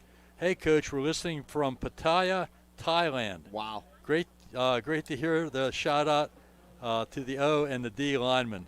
Way to go. Scott was a big lineman. He was a tackle when I was coaching. Very good. He went on to IUP, played at IUP, and was actually involved in 2 national championship Division II games. And he played in both of those games, started the games actually. So, a lot of good memories of Scott and his gang back in the mid-'80s. All right, 1st and 10 for Penn Cambria at their own 35-yard line. Hand off to Marinac, who takes it on the right side. He's chopped down as he gets to about, looks like the 37. Pickup of about 2. Dougie Horn, the young man that texted me right before Scott, he was the center on that team. So, Doug was the center, Scott was the tackle, and pretty good ball club. I don't know if you were listening last week, but Connor Rager's brother on the USS Nimitz sent us a little shout out. Wow. to Connor. We're international, buddy. Yes, we are. Hand off this time at Storm, and he's brought down by Nathan Kniss. Looks for about a yard loss on the play. So Kniss gets in the backfield and brings down Brandon Storm. And that'll bring up 3rd and 9. Great penetration by the Rams tonight. Really the only big plays they've given up so far, Coach, are the quarterback keepers. Yeah, he fakes that little fakes the running back and then pulls the ball and keeps it himself. That's been their big run plays. I think they had a couple completions. All right, 3rd and 9 upcoming. And it will be Harold rolling out to his left. He's going to throw this one away. Had a man there, Marinac, but over his head. But good pressure again by the Rams, as that was number 52, Aiden Thomas, and number 54, Nathan Kniss. And here comes the punting team. So another 3 and out by the Rams defense. And Kellen Stahl will drop back for the return. Looks like Marinac will do the punting. We're at 3:41 remaining here before halftime. Richland leading 28-0. Marinac's punt. It's a high punt. Hits at about the 40-yard line. And sort of takes a sideways roll. Comes back to the 40-yard line, where the Rams will take over. 1st and 10. Speaking of Doug Horn, his mom, Linda Horn, faithful fan. Faithful fan. I mean, she's always here, and I see Jody And Ron. And Katie. They're all here. And Eli Jr. on his team, number 59. Right. Eli's having a very good JV season. Don't be surprised when you see him on the line next year. The JVs win last week? JVs did win last week. Junior high saw one last night. Yeah, they beat Central Cambria or Cambria Heights last week. The junior high beat Cambria Heights last night. Had a big game last week running the football. Kellen Stahl now, empty backfield, 1st and 10 from the Ram 40. Stahl looks out to his left, has a man, Sam Penna. Sam Penna jukes, gets to the 50, the 45, the 40, the 45, the 35, the 30, the 20, the 25, and gets taken down at about the 20-yard line. Sam Penna able to juke his way and takes it all the way to the 10-yard line of Penn Cambria. Somebody threw a nice block to spring him. I don't know if that was Ryan or not. PJ, did you happen to see that? Negative. They have the first string receivers are off the field right now. Well, somebody threw a nice block on the corner there. I didn't pick it up. I was watching. Yeah, that's Sammy. okay. Yeah, Ethan Block's number 14 on that side. Could have been him. As the receivers are Jeb Jordan, Aiden McMahon, Ethan Box, and Sam Penna. 1st and 10 from the Penn Cambria 11 now. Stahl keeps it himself, goes up the middle, meets some resistance as you get to about the 10-yard line. So gain of about 1, about second and 9 upcoming. That big play to Penna was just another example of what I was talking about earlier. You know, everybody doing their job. Here come the receivers, the number 1 receivers back on the field. Evan McCracken will check in at running back. Ryan McGowan will go out to wide receiver slot. They still keep LaRue on the left here, and Jeb Jordan will be split wide to the right.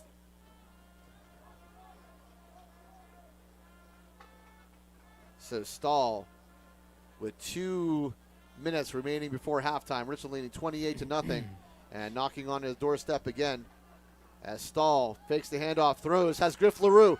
LaRue does a little spin move, and he was pushing towards the end zone, but is stopped at about the, looks like the 5-yard line, the 4-yard line. Number 20. Who's number 20 there, Ed? So number for 20. Penn Cambria. 20 for Penn Cambria, Zach Broad. Okay, he did a nice job keeping him out of the end zone. Looks like we're featuring LaRue a little bit here tonight. That's good. You know, the more success he has, the more confidence he's going to get. And he has the ability. Sometimes, you know, confidence is just as important as natural ability.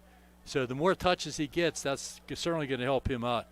He's a prospect. He's got all the measurables, too, the size, the speed. You know, absolutely. He's really got them. All right, ball spotted at the 2-yard line. 3rd and 1 as the Rams can pick up a first down. But Stahl will go untouched up the middle for another Richland Ram touchdown. Nice block there by number 63, Bryce Batchy, who cleared the hole. Stahl just able to walk right through the middle, untouched. Yep, let's talk about those linemen again. Bryce Batchy, Connor Reger, Nathan Kniss, Aiden Thomas. Who am I missing? Jordan Ford, the tight end. Jordan Ford, the tight end. This is a big kick, boys. Jaden Triplin. All right, Autumn Fauci on now, as PJ just alluded to. Could be a running clock in the second half with 1 more point. Autumn Fauci puts this one up, and Autumn Fauci has been perfect now. The last 3 attempts right down the middle every time. So Autumn Fauci, 3 of 4 now on extra points tonight. So the Rams take the proud of her. 35-0 lead with 1:05 remaining before halftime. I talked to Brandon, and I guess I can say it now. I talked to Brandon before the game, and he was a little concerned about our extra point, which, you know, everybody was. He said, but all credit to Brandon, you know, credit to him. He said, I'm still using her. Yeah. He said, I have confidence in her. I'm going to be using her, you know, but we're getting close to playoff time, so it's time, you know, you got to do it. And, you know, good for her. I'm just so happy that she has been successful on her last 3 kicks. Takes a lot of courage to go out there and do that. And but you know, Coach Brandon deserves a tip of the hat there too. Absolutely. And the last 3, Freddie, I mean, you couldn't have. She was right down the middle on the last. Perfect, right down the middle every time. Hey, bringing a little update to you. Bishop McCord is still leading 13-0, and Wimber is up now 14-0 over Berlin, and that's a huge game tonight in Absolutely. the West Pack. Probably will decide a good chance of deciding District 6 there. What's the Westmont score tonight? They're still tied up, How about the Homer 0-0. Center score? What's the Yeah, Homer what about Center Homer score? Center too? Nobody wanted to give me the Yeah. Homer Center score last Do week. they still play football? Oh, we're the best, buddy. They lost to Penn Manor last week, 42-41. They were both undefeated, and they lost by 1 point to Penn Manor. All right. That hurts because that's a big rival. All right, Jaden Kinsey on to kick it away now for the Rams. And that's a pretty nice boot as he puts it in that little hole. Takes a nice bounce as the ball bounces away from the Penn Cambria player before Marinac picks it up. But Marinac able to find a seam. Marinac may take this. Being chased to the sideline by Brock Batchy. Able to keep his feet. 10-yard line. 5, but before he's pushed out of bounds by Griff LaRue at about the 1-yard line. So big return there by Marinac. Wow. As he picked it off the turf on a bouncing kick. So that may negate the running clock we were all looking forward to. Yeah, in the yeah. second Well, they're half. not in the end zone yet now. Although Rams will have plenty of time with the football. There's still 50 seconds remaining before halftime. That's plenty of time. We have so the timeouts. Rams will get We have- another touch. No, if they score. If they didn't score there, did they? No, they got to the 1-yard Yeah, line. that's what I thought. LaRue able to push Marinac out of bounds at about the 1. So nice job, nice return by Marinac. The Rams, I think, pretty much had their JV team in on special teams. Harold now will sprint out to his right, turn the corner. He gets hit, but able to keep his feet, and it is a Penn Cambria touchdown. There he goes. Good job. So Penn Cambria able to find the end zone with 43 seconds remaining before halftime as Harold takes it 1 yard off the big return from Marinac. Hey, Fred, Salzburg 7, Homer Center 6. There we go. Really, 7-6. I was going to say, I'll give you a challenge Second to quarter. find that score. I'll tell you, the Wildcats are good. They really are. They made the state finals a couple years ago. All right, Logan Machina on to do the extra point duties for the Panthers. The kick is up, and the kick is going to be good. So 35-7 now your score. 43 seconds remaining before halftime here at Herlinger Field. Richland leading. Kick is good for Penn Cambria. That ball, the way it was bouncing around, we thought it was a perfect kick. It was. And And, as it turned out, maybe the guys just relaxed. Maybe a little over pursuit. And sometimes you got to watch it, as the kicking team. I learned this over the years. Sometimes when you see the ball bouncing around, you expect the defense, the receiving team sometimes gets confused. But you got to watch your guys too, because they're kids too, and sometimes they let up just a little bit, and it doesn't take much. A little bit of a seam, a little bit of a crack, and all of a sudden he's going the other way.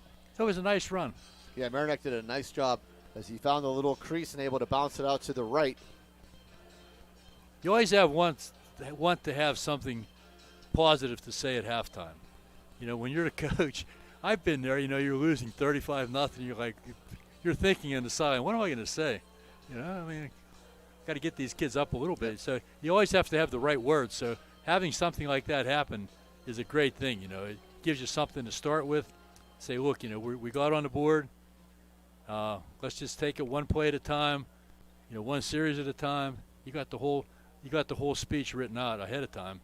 But that's helpful when they can score like that at the end. Now, as you said earlier, we'll get the ball at halftime. as you said earlier, the half's not over. Richland still has 43 seconds and 3 timeouts, so it could very easily switch back the other way very quickly. All right, Machina will kick it away. Back deep for the Rams are Lewis and LaRue. Ball bounces at about the 15. LaRue, he kicks it away. LaRue could not pick it up, and Penn Cambria See, there you go. will pick that ball up. So a turnover as Griff LaRue could not find the handle, and Penn Cambria will take over. Looks like we're going to spot the ball right around the 25-yard line of the Rams. So still 42 seconds remaining. Penn Cambria does have 2 timeouts. I said they do get the ball after the half as well, so 35-7. But they're in business here at the Richland Ram 25-yard line.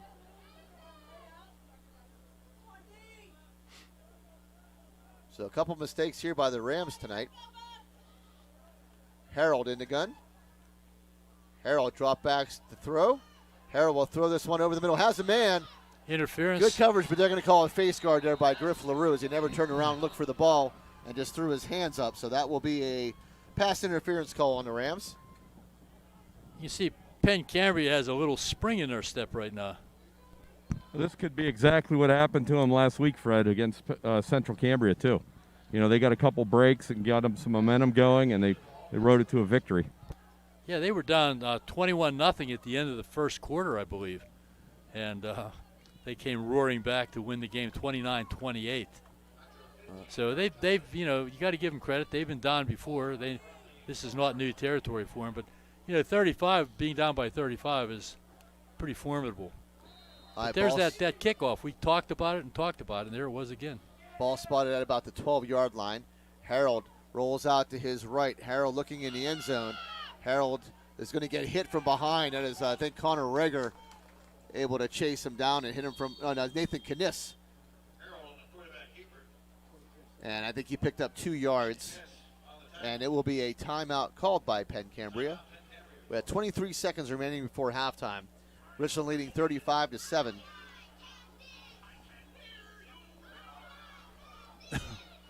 So special teams playing a pretty big role in tonight's game so far, Freddie. They always do. Sometimes they're overlooked, but they always do.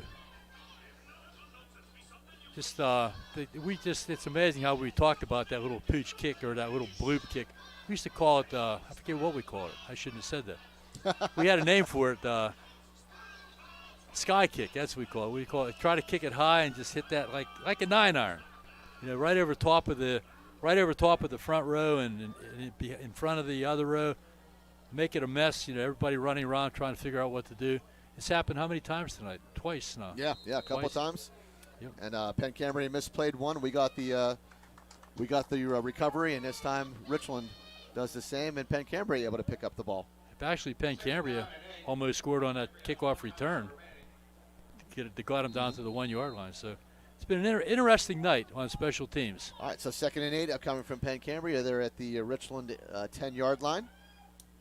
Harold drops straight back to throw, has to pull it away. Rams come in big again as Connor Rager able to come free and knocks down Harold for a loss on the play all the way back to about, looks like the 17-yard line. So about a 7-yard loss. I was looking for that play that they were successful with earlier where they faked the dive real quick through that quick slant pass across the middle. That's a nice 10-yard play. I was kind of looking for that, but was not to be. PJ, Richland defense again coming up big as Connor Rager able to break through. They're putting all sorts of pressure on Garrett Harold. No, without a doubt, that Richland Ram line, whether they're on the offensive side or defensive side, is just doing what they want tonight. And, our defense is in the quarterback's face almost every play. So he's going to be a little bruised up tomorrow. All right, so this is going to bring up a 3rd and 12. Looks like they're spotting the ball at the 15-yard line. The original spot was at 17, but they're going to put it at the 15-yard line. 15 seconds remaining before halftime. Richland leading 35-7. Harold in the shotgun. They almost have to throw. They have no time. And Harold drops straight back to throw again. He's going to try for the end zone. Has a man. Oh, that's going to be could be another penalty. No, they're not going to throw the flag. So good coverage there by number 5, Sam Penna. You do have a flag on the opposite side of the field. Number 12 was the intended receiver, Drake Cicalis. There was a flag. Yeah, there's a flag, PJ said, on the left-hand side of the field. It's going to be a hold on Richland. So we have 8 seconds, and this will be no timeouts. So it has to be a pass. It has to be a quick pass, too. All right, so this brings the ball. Wow. To about the, where's that spotted, Freddie? On the 8-yard line. On the 8-yard line, so. Third down upcoming. And there's only 8 seconds remaining before halftime as Harold will go back into the shotgun. Harold. Oh, it's going to be a halfback option and thrown over the head of the intended receiver. That is Cicalis. That leaves 1 second still remaining on the clock and 4th down upcoming for Penn They Cambria. did get 2 plays in, didn't they, in that 8 seconds? I was wondering if they were going to be able to pull that off, and they did. So a little halfback option. Good coverage there by the Rams, and the ball just overthrown anyway. Didn't really fool anyone, did it? No, Rams stayed pretty stout. Harold now back to throw again. Big rush by the Rams. Quick pass over the middle. And that is going to be Marinac, who will take the corner and go into the end zone. So a Penn Cambria touchdown. So a little middle screen, it looked like. That was that same play they tried before. Remember we talked about it? And Marinac able to find the end zone. So 35-13 with the extra point pending. And Penn Cambria will get the ball after halftime. So big mistake for the Rams at the end of the half, not being able to pick up the ball on the kick. Penn Cambria able to pick it up.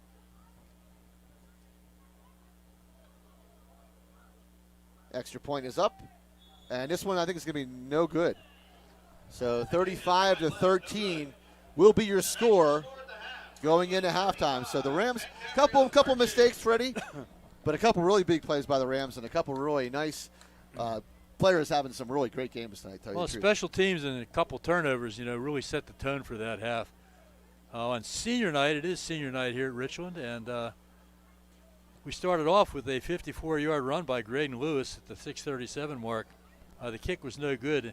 It was a real display of speed from Graydon Lewis. More speed than we realized. We're just so loaded with speed, and here was our power runner bursting through for a touchdown. It was great to see, really good to see. And Griff LaRue scored the second touchdown on a 3-yard pass play. That was set up by a recovery on a kickoff. That was the first special teams mistake. They fumbled the kickoff. We got the ball. We scored. Then LaRue scored again, 18 yards out on a run, and that was because of a great block on the edge by Ryan McGowan. Evan McCracken scored a 1-yard run. Lewis had a long run to set it up, so he did set up his buddy Evan McCracken on a 1-yard touchdown run. And then at the end, the last score we had was Stahl, who had a 1-yard run. It was set up by Sam Penn, a reception, and the 1-yard run. Then here they come. We thought it was kind of over for the half, but all of a sudden, Harold scores on a 1-yard run. It was set up by a kickoff return. There's the special team again. Big play by the special team, and then Merrimack scores, and that came after a fumble recovery by Penn Cambria. So we had special teams and fumbles, playing a big role in this first half. So now the score at halftime is 35-13. Sweet, and I just got a text from one of my buddies, Brian Colbert. They're at Racetown Lake Camping. They have us on a big screen out there under campgrounds. They're watching and listening. So That's awesome. Colbert family, thanks for listening. Hope you're having a great time. You have great weather tonight, that's for sure. So have a blast, guys. Ask them if they're catching any fish. think Okay, we're at halftime, buddy. All right, so we are at halftime. Again, the Richland Rams leading 35-13. We'll step away and join you shortly before the second half. You're listening to the Richland Ram Football Network.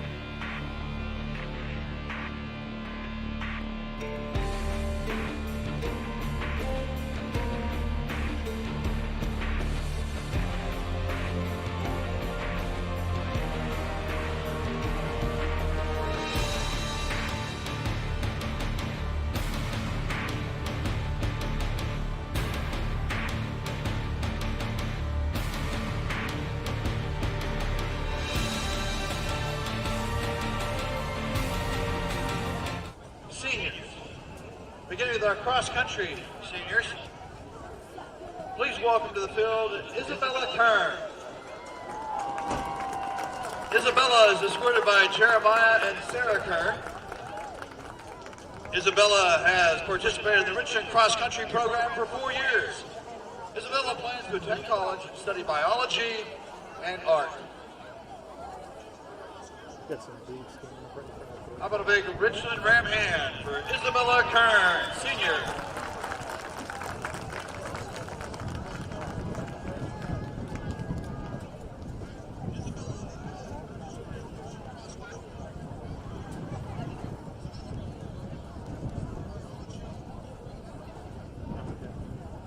Now joining us, Dominic Donate. Dominic is escorted by David and Michelle Donati. Dominic has participated with the Richland cross-country program for a year. Dominic plans to serve our country by enlisting in the United States Air Force. Let's hear it for Airman Dominic Donati.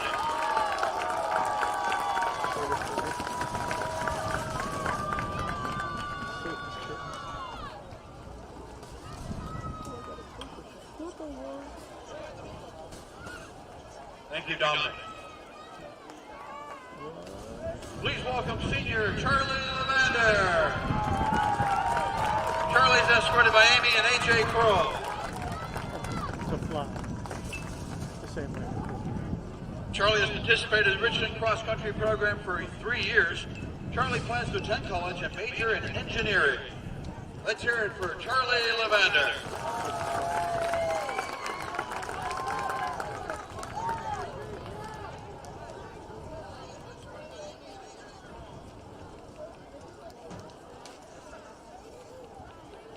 Thank you, Charlie. And now, members of our senior members of the Richland Rams golf team, beginning with Kennedy Brown.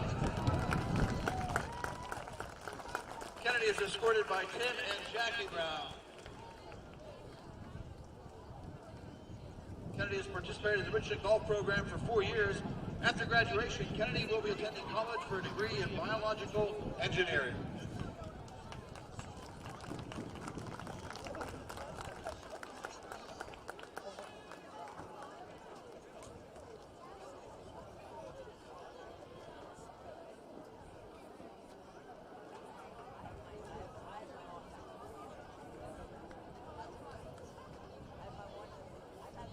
Now welcome senior Connor Giffrey. Connor is escorted by Jason and Amanda Giffrey. Connor has participated in the Richland golf program for 4 years in the spring after graduation. Connor plans to attend trade school. Let's hear it for Connor Giffrey.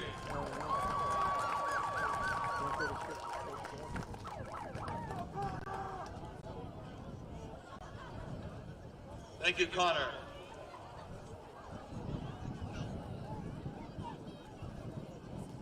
Please welcome Richland senior Zachary Page.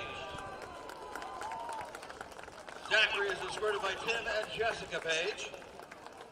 Zachary has participated in the Richland golf program for 4 years. After graduating in the spring, Zachary plans to attend college and study statistics.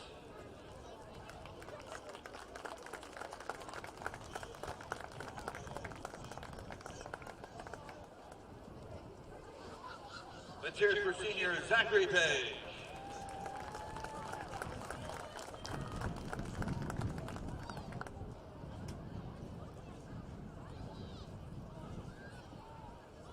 Next up is senior Alexander Query. Alexander is escorted by Jim and Brandy Query. Alex has participated in the Richland golf program for 2 years and plans to attend Diesel Technology School after his graduation.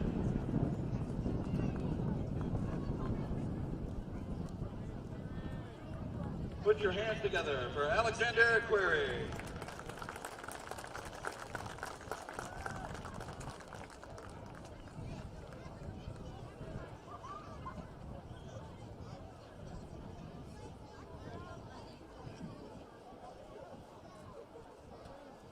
Now for members of the Richland Ram Marching Band. Kimmy Deegan. Really cut right corner. Kimmy is escorted by Kelsey Diggin and Nancy Wessel. Kimmy has participated in Richland Color Guard for 3 years. After graduation, Kimmy plans to attend college to obtain a degree in nutrition and public health.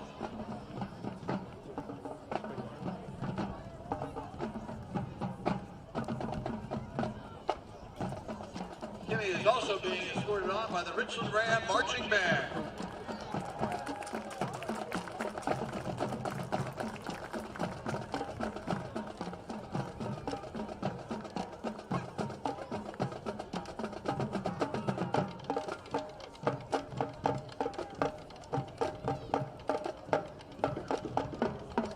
Let's hear it for Kimmy Diggin.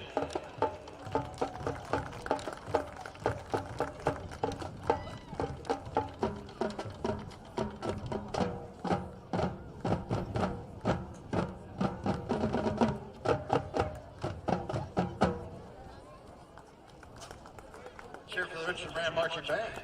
Gallagher.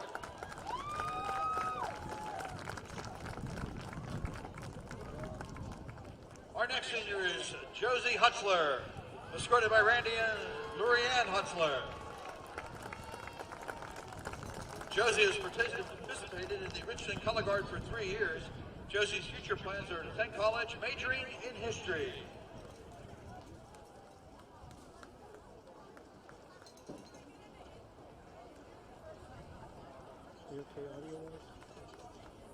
Put your hands together for Josie Hutzler.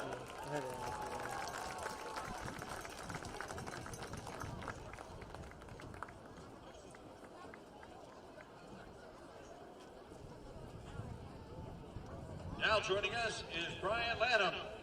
Brian is escorted by Kenneth and Christy Ori. Brian has participated in the Richland Marching Band program for 4 years. Brian plans to attend college, majoring in business, and pursue a career in real estate. Let's hear it for Brian Lanham.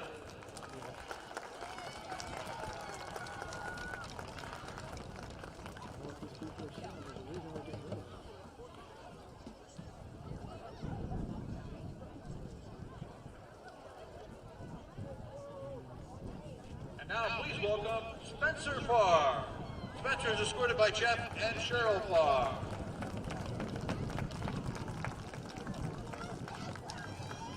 Spencer has participated in the Richland Color Guard for a year. Spencer plans to attend college to obtain a degree in engineering.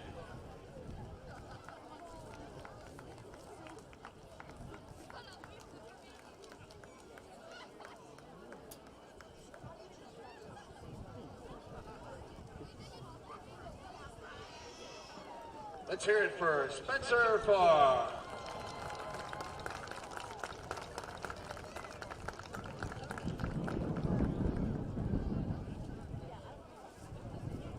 Now please welcome senior Camden Barra. Camden is escorted by Jamie Barra. Camden has participated in the Richland Color Guard program for 4 years. Camden intends to continue his education majoring in theater tech.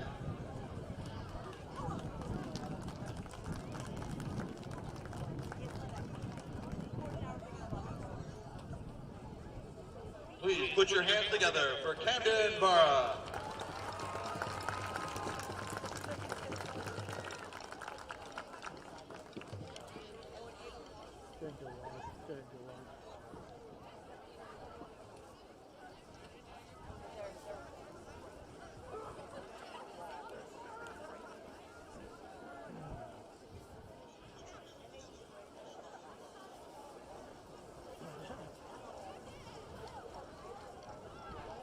Let's hear a nice round of applause for all our Richland Rams seniors on this senior night. Thank you.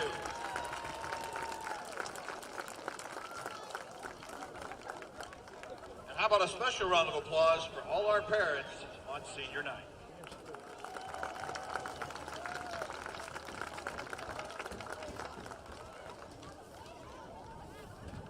And now, I'd like to announce the winner of our 50-50 drawing. Tonight's winner will receive $195.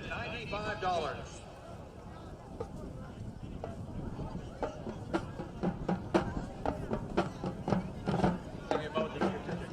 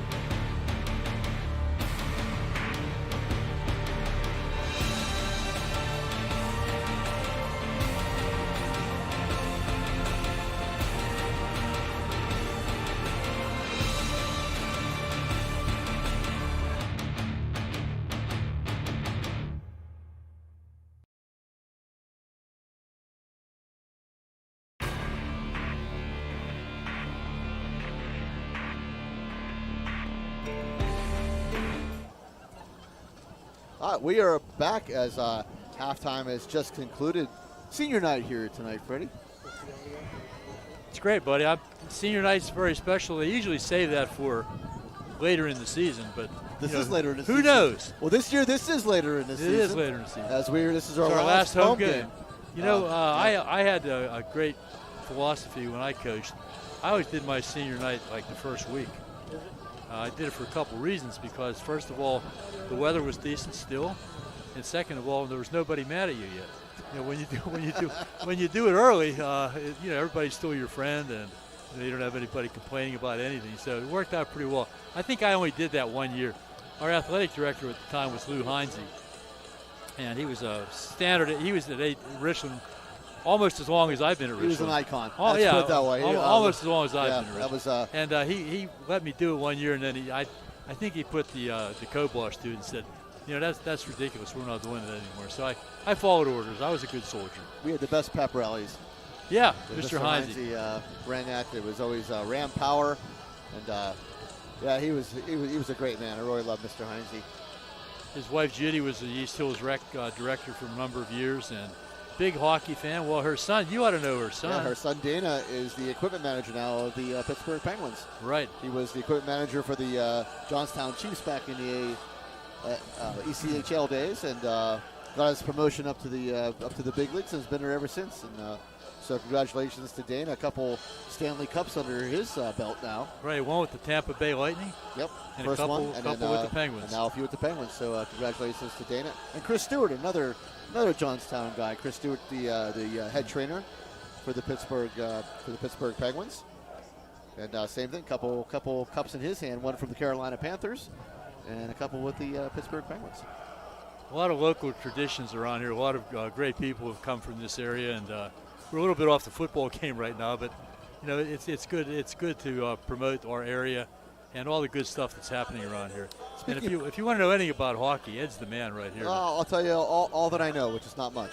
We'll head back. Speaking of the community, though, we got to head to these sponsorships, because again, we can't do this without them. So we want to thank Precious Metals and Diamond Company, Chan Soon Shong Medical Center, Best Window and Door, Blade Broadband, Rizzo's Italian Restaurant, the Fifth Bar and Grill, which is formerly the Alibi, Wayne Langer Holt for Senate, Advanced Office System, Dean Jordan Goodyear, Ponchione Financial, Cardellino Eye Care and Optical, EcoSafe Sanitizing, Nico's Restaurant, Johnstown Construction, FWF Insurance and Erie Insurance, Pinnacle Chiropractic Sports and Spine Center, Flora Country Catering and Event Planning, Sporting Goods Discounters, FX Screen Printing, Slovenian Savings and Loan, and DB Homes. And again, as we head especially into the playoffs, Freddie, the more sponsorships we get, the better, because that's how you're going to be able to hear these games. Not sure on how ticket sales are going to be able to go as the playoffs get started, but this is the way that we can broadcast these games. So if you want to get involved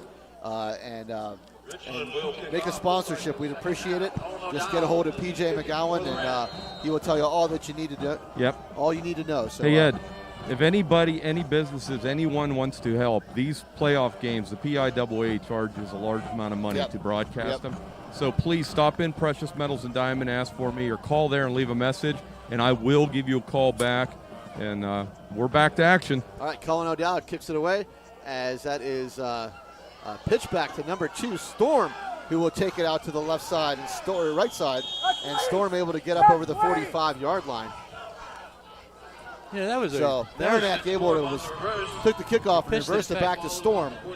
I thought he actually faked the reverse at the beginning. It looked like he faked it, but next thing you know, Storm is burning up our sideline right in front of us. So they're in great field position. There's the special teams play again. We had a couple.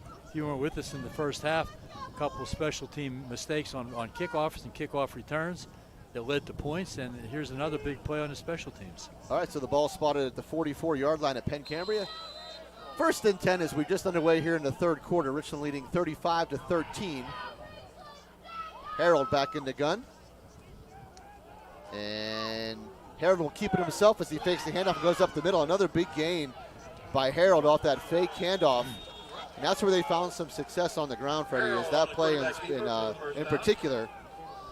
And the ball will be spotted just about the 39-yard line. It's a fake jet sweep. They faked a jet sweep, and then Harold actually rides the ball in there pretty long. He stuffs it in the guy and he keeps it there for a good while, and then he pulls it out. It's tough to read sometimes. Kids have to play their position. All right, ball at the 41-yard line, 1st and 10. Harold back to throw. Harold looks left, keeps it himself, takes it up the middle. Harold has a little bit of running room before he's hit and dropped at about the 35-yard line. Harold again scrambles out of the pocket. As we mentioned in the first half, but if you were not here for the first half, Harold is the leading rusher. He's the leading passer. Obviously, he's a quarterback, but he's also the leading rusher on this team. So he pretty much has taken over this squad as a sophomore. I was given 5 yards to the 36-yard line. 2nd and 5 upcoming. Harold will pitch this time, number 20. There's a flag on the play. It's a pre-snap penalty. It should be a motion penalty here on Penn Cambria, and it is. Illegal procedure is the So call. that'll back it up to a 2nd and 10. Against Penn Cambria, 5-yard penalty, still 2nd down. Penalties, special teams, mistakes, they all count. I mean, that's a big penalty. It's only 5 yards, but you have 2nd down and 10 down instead of 2nd down and 5. That's pretty important. 10:40 and counting here in the 3rd quarter. Richland leading 35-13. Harold back in the gun. Harold drops straight back to throw. Harold over the middle, has a man, but hit immediately. Ball is out. We're going to see if they call us an incomplete pass. They will. They'll just call it incomplete. So great hit there. PJ, did you pick up the number of our defender there? I believe that was Griffin LaRue. So LaRue puts the pop, knocks the ball loose, and that'll bring up 3rd and 10. See, that 5-yard penalty went from 2nd and 5 to 2nd and 10. Means you're going to have to probably throw the ball. If it's 2nd and 5, you have a pass run opportunity, but 5 yards makes it almost a pass. You have to throw. Marinac will go in motion to the right side of the line.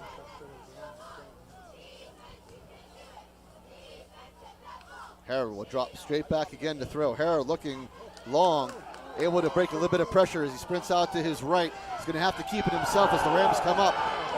And he's brought down as he gets over the 35-yard line. There is a flag on the play as the Richland fans were going nuts. I think it's going to be a penalty on Penn Cambria. Yeah, it was a clip on number 50 on McCracken. So number 50 is Colton Long. Is going to get called for the clip. We have 3 flags. Everybody saw it. We saw it. We had a perfect view right in front of us. It was not a gentle. We had one in the first half where our guy barely touched the Penn Cambria guy and he went down. They called it, which they should. And this was not a gentle touch. Oh, it's we have offsetting. Offsetting penalties. They call it face mask on Richland. So it'll just bring up 3rd down and 10 again. There's offsetting penalties. A face mask penalty call against the defense. I think the crew's done a pretty good job here tonight, the officiating crew. I'm not sure who they are, but I used to officiate. I guess you knew that, Ed. Oh, yeah, absolutely. Sometimes I like to watch. I end up watching the officials. This to is see, Larry Hoover. See what their mechanics are. Is that no Larry Hoover, Jared Hoover, and their crew. Well, that's a really good crew because, Larry's done NCAA college work, so that is a real good crew. All right, so 3rd and 10 upcoming from Penn Cambria. 10 minutes and counting here in the 3rd quarter. Richland leading 35-13. Storm in motion this time. Harold drops straight back to throw. Harold, a quick read, batted down at the line as they were trying for Marinac again. See, but a big paw by Aiden Thomas, I believe. Harold's pass was intended. Setting up that little inside screen again. Yep. That's like the 3rd time they've gone to that. That brings up a 4th down. So again, Aiden Thomas is having a monster couple of games, really coming alive here. Brings up 4th and 10, and of course Penn Cambria has no choice but to go for this. They're inside of Richland territory. They trail 35-13. As Harold again drops straight back to throw. Richland pushing up the line, and it is Aiden Thomas again. Face mask. Aiden Thomas on the sack. Flag is out. Face mask. Not sure if this is going to be a face mask or a hold. Quarterback is sacked. They called it. No, it's a hold on. Whoa. It was a hold on Penn Cambria as Thomas just broke through and sacked Garrett Harold, but a holding on the call, which Richland obviously will decline. 1st and 10 Rams. Aiden Thomas coming up big again. mentioned his name quite a bit Not tonight. sure what Al and Bobby are sitting right in front of us, the parents. I'm not sure what they're feeding him, but I would keep doing it. No concession stand here. We do have a concession stand. Is there a concession Yeah, stand? in fact, there was a It's wide limited open, Fred. There was a limited amount of General Tso's chicken, which Jim Penna told you a couple times tonight. So if you want to get there. How did I miss Yeah. that? I love to eat. All right, ball spotted at the Penn Cambria 47-yard line. 1st and 10 for the Rams. 9:40 remaining in the third quarter. Richland leading 35-13. Stahl in the gun. Stahl drop back to throw. Stahl looking for a home run. And that's just going to sail over the head of Ryan McGowan, the intended receiver. In coverage was number 12, Jake Sikalis. Going for the kill early. Not a bad play. That's how we started the game, if you remember. Yeah, but really good coverage there by Sikalis. That'll bring up 2nd and 10. Graydon Lewis in at running back. We have LaRue, McGowan, and Penna to the left side of the formation as the wide receivers. Stahl, quick hit out to Penna. Penna has the 45, the 40. He pushed out of bounds as he crosses the 35-yard line. Number 5, Sam Penna. So first down, Richland. Nice catch and run by Sam Penna. Who's number 10 here for us? That's Ryan McGowan. Number That's 10. right. Yeah, he's the guy that's been doing all that blocking. Been doing a out great there. job. Great job blocking I mean, by Ryan he's been, McGowan. he's been a Absolutely. dynamo out there. All right, that same wide receiver is set. Now we'll head to the right side of the field. Ball spotted at Penn Cambria 35-yard line, 1st and 10. Lewis now will set himself to the left of Stahl. Now he goes back to the right side of Stahl. A little bit of trying to confuse the defense just a little bit. All right, Stahl, another quick hit. Sam Penna on the right side. Sam Penna's going to make the throw. He's got a wide open man. That is going to be Griffin LaRue for a touchdown. So the pass out to Sam Penna on the right, the same play we saw go to the left that Sam picked up a first down on.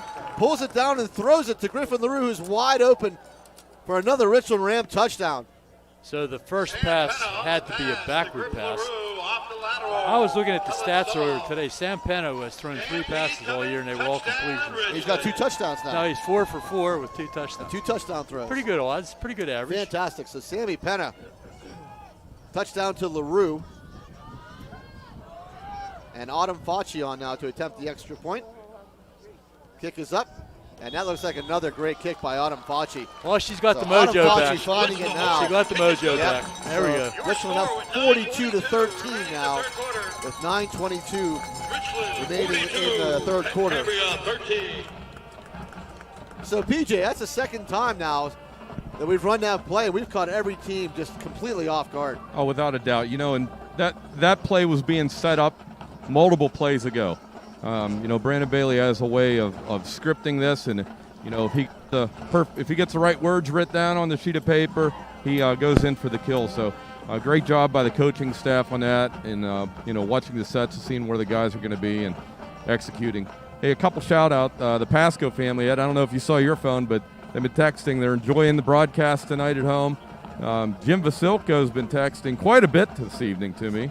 So thanks, Jim. He's actually on the play calls. I'll keep looking at my phone. He told me number 25 was on the clip before, so from Penn Cambria. But thanks to all of our listeners, and we appreciate having you, either if you can't be here in person, at home with us. Yeah, and always text us. Let us know you're listening. We will definitely throw the names out. Ram Nation goes far and wide, Freddie, as you said. The whole way to Thailand. All the way in the Middle East on an aircraft carrier. So, I tell you what, let us know you're listening. We will definitely give the shout-outs. As an old guy who's not very much of a techie, this technology amazes me. Absolutely. It really does. Absolutely. And we got to thank Romansburg Media again for handling all these duties. It makes it easy for us. Cullen O'Dowd now to kick it away. Ball fielded at about the 20-yard line by the up man, able to come across the 30 before stepping out of bounds at about the 33-yard line, where Penn Cambria will take over 1st and 10. By not being here last week, first of all, I missed the camaraderie here we have in the booth, but I got to watch the game, and you know what? It's really good. Yeah. We're looking at the monitor here right in front of us, and it's really, really good. I think the cool thing is, too, you can go back the next day and watch it, and you can watch it anytime on YouTube. You can pull up the game, and you can watch it again. So if there's something you missed, something you want to see again, that's just fantastic. All right, Harold back to throw, being pressured again. And we pick it off. That's Sam Penna, who will take it into the end zone for another Richland Ram touchdown. Sam Penna able to pick it off and go into the end zone. Big pressure applied again by the Rams. Harold had to throw it away. It's Sam Penna who's having a big game. They're going for 2, I'll bet As you. he has a touchdown pass and now a pick 6. And Jim Penna, we know, in the booth next to us, has got to be going crazy. A PA announcer here at Richland, and filled in for Freddie last week, and got to be one proud papa. Does a great job on the PA here at Richland. Yeah, looks like Jaden Kinsey will come on to kick it away. I think they're going I to go think for Jaden 2. Kinsey's They're going going to to come go on for to do 2. the extra point. Jaden Kinsey, no. Kinsey into attempt. Yeah, I think Jaden Kinsey's on to attempt the extra point. Unless they are going for 2, Freddie. You might be right. I think Josh Moore, the senior wide receiver, in as well. So Jaden Kinsey will be the running back. They are going to go for 2. And it will be Jaden Kinsey who will go up the middle. Calvin for a push from Kellen Stahl. It is good. Jaden Kinsey will go in for the 2-point conversion. Kellen Stahl kind of gave him a push. And Jaden Kinsey able to find the end zone for a 2-point conversion. That's awesome. That's awesome. So senior Jaden Kinsey takes it in for the 2-point conversion. He's a happy young man. Richland goes up 50-13 here with 9:06 remaining in the third quarter. Your score. I guess the clock's going to run now.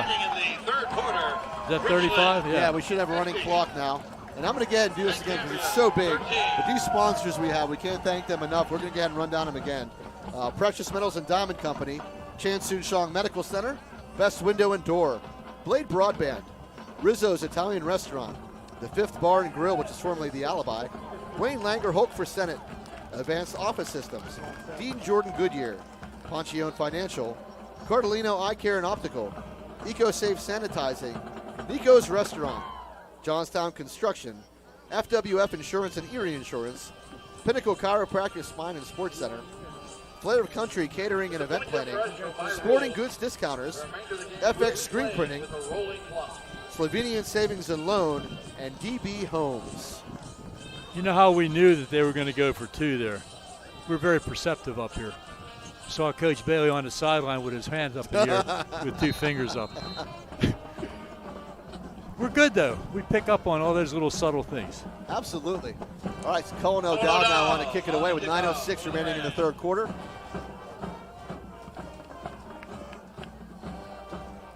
And the kick is away. Fought about the 15-yard line. Ball picked up by number 2 there, Storm. And he will push his way close to the 35-yard line. Ball spotted at about the 34.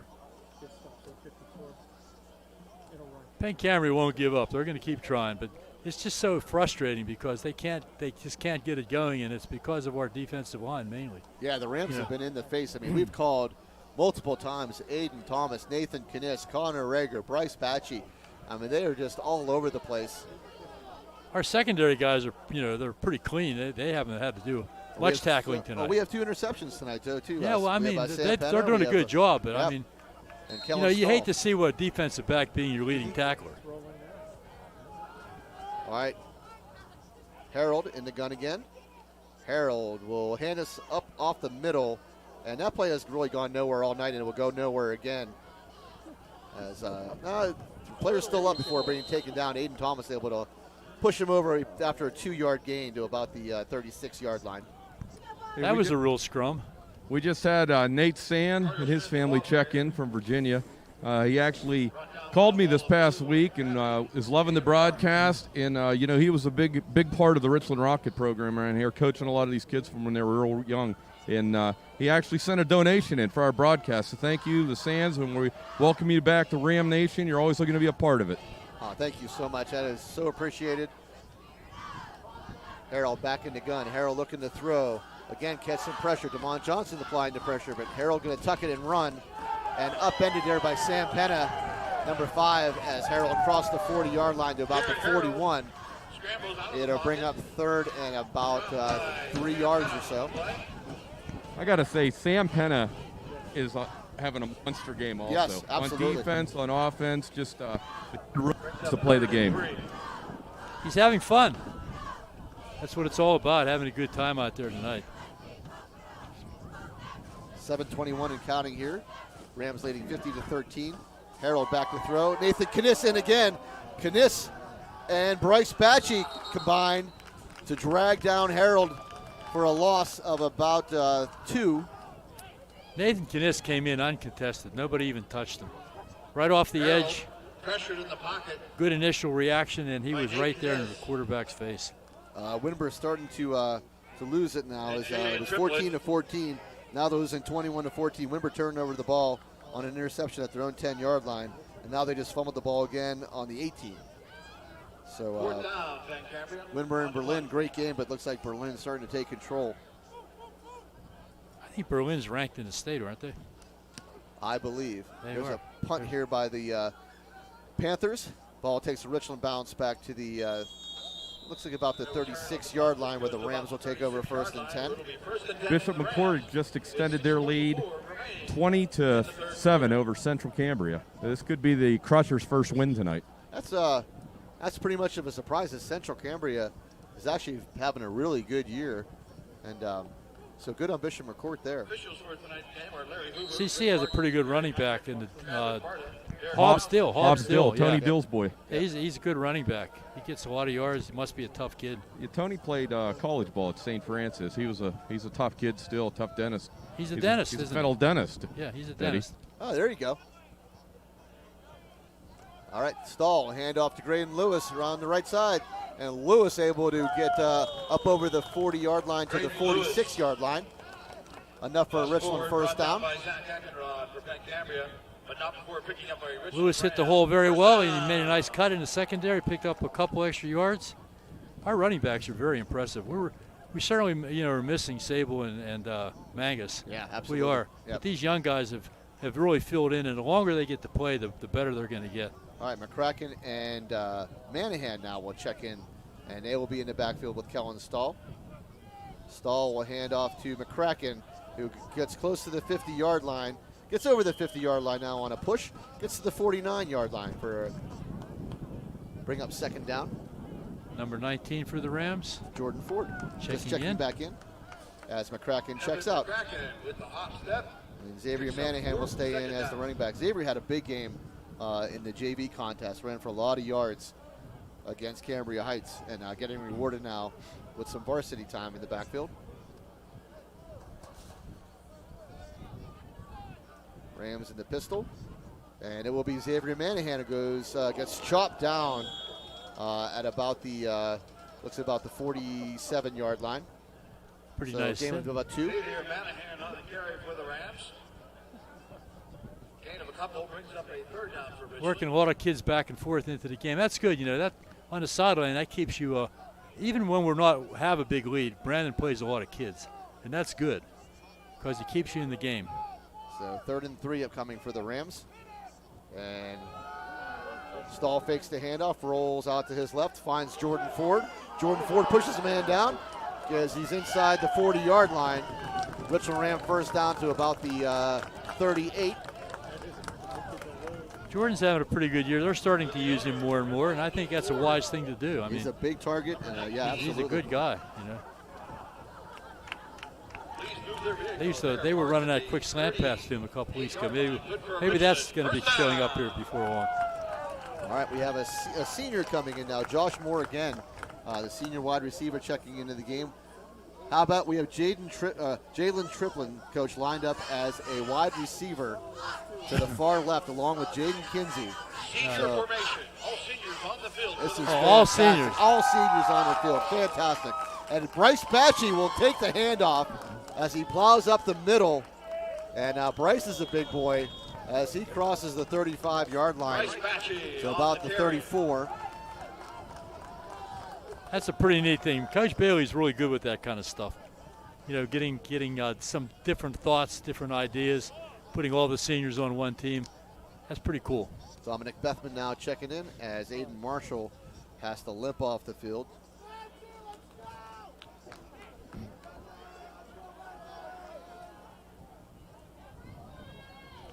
So second and about 5 for the Rams upcoming. They are at the Penn Cambria 34-yard line. Stahl, a quick hitter out to Connor Moore, who drops the pass. Or Josh Moore, excuse me. Pass intended for Joshua Moore. That'll bring up 3rd and 5. Third down. It's always nice to play on Friday night. You know, it really is. People who don't get in the game a lot, you know, very often, when they get their chance, it certainly feels good. I used to play on every Friday night. It was just in the band, that's all. You were, yeah, you I were was playing. here every Friday night. You were in the Mr. Although B. back then we didn't have lights here, so we played a lot of Friday afternoon games. You were Mr. B's Saturday guy, one of afternoon. his guys. Yeah, Mr. Barlowski just retired from PP from the Pasquarello. Pasquarello, so congratulations to him. Many years of service for him and a great guy. Connor Rager will take this handoff, and he will have enough for a Ram first down as he pushes to about the 26-yard line. He's that. Well, one of our Rams, he won't turn. I can't find his number there. He won't turn.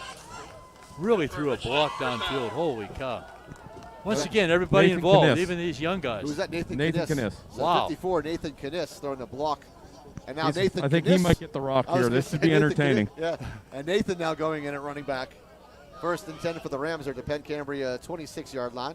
Kniss will get his chance with the block, and he will get a yard to about the 25-yard line. Ram fans want a late hit as after the whistle, Kniss was brought down, but Number 54, Nathan Kniss, senior on not the to carry. be so here. He's saying, "Come on, guys, I block for you all the time. Give me a little daylight here." All right, Aiden Marshall now checking back in as Dominic Bethman checks out. So back to the all-senior lineup.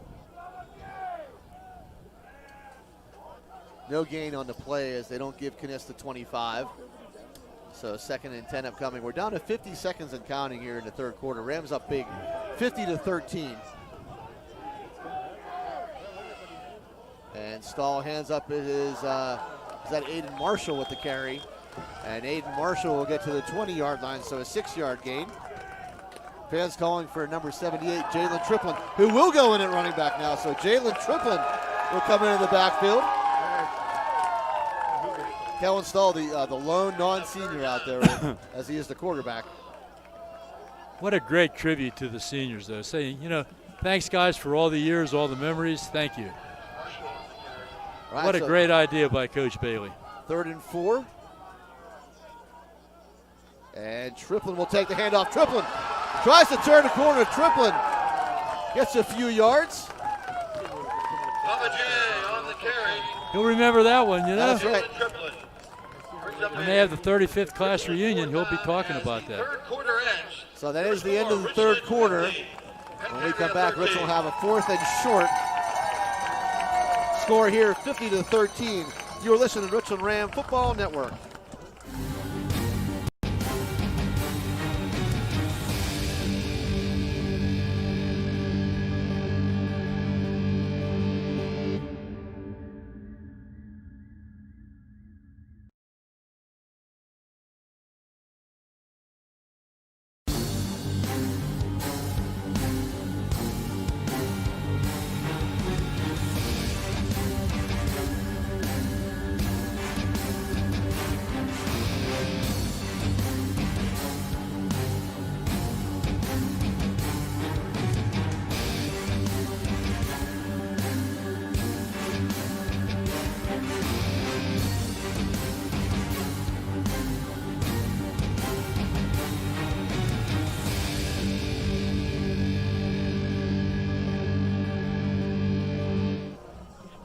All right, we are back here from Herlinger Field as that is the end of the third quarter. Richland up 50-13. Just getting started here in the fourth quarter. Richland will have a 4th and short as the ball is spotted, looks like at about the 18-yard line.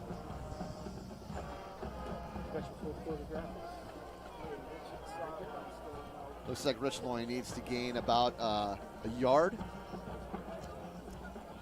And Jalen Triplin will remain in at running back. I'm thinking he'll get another shot here.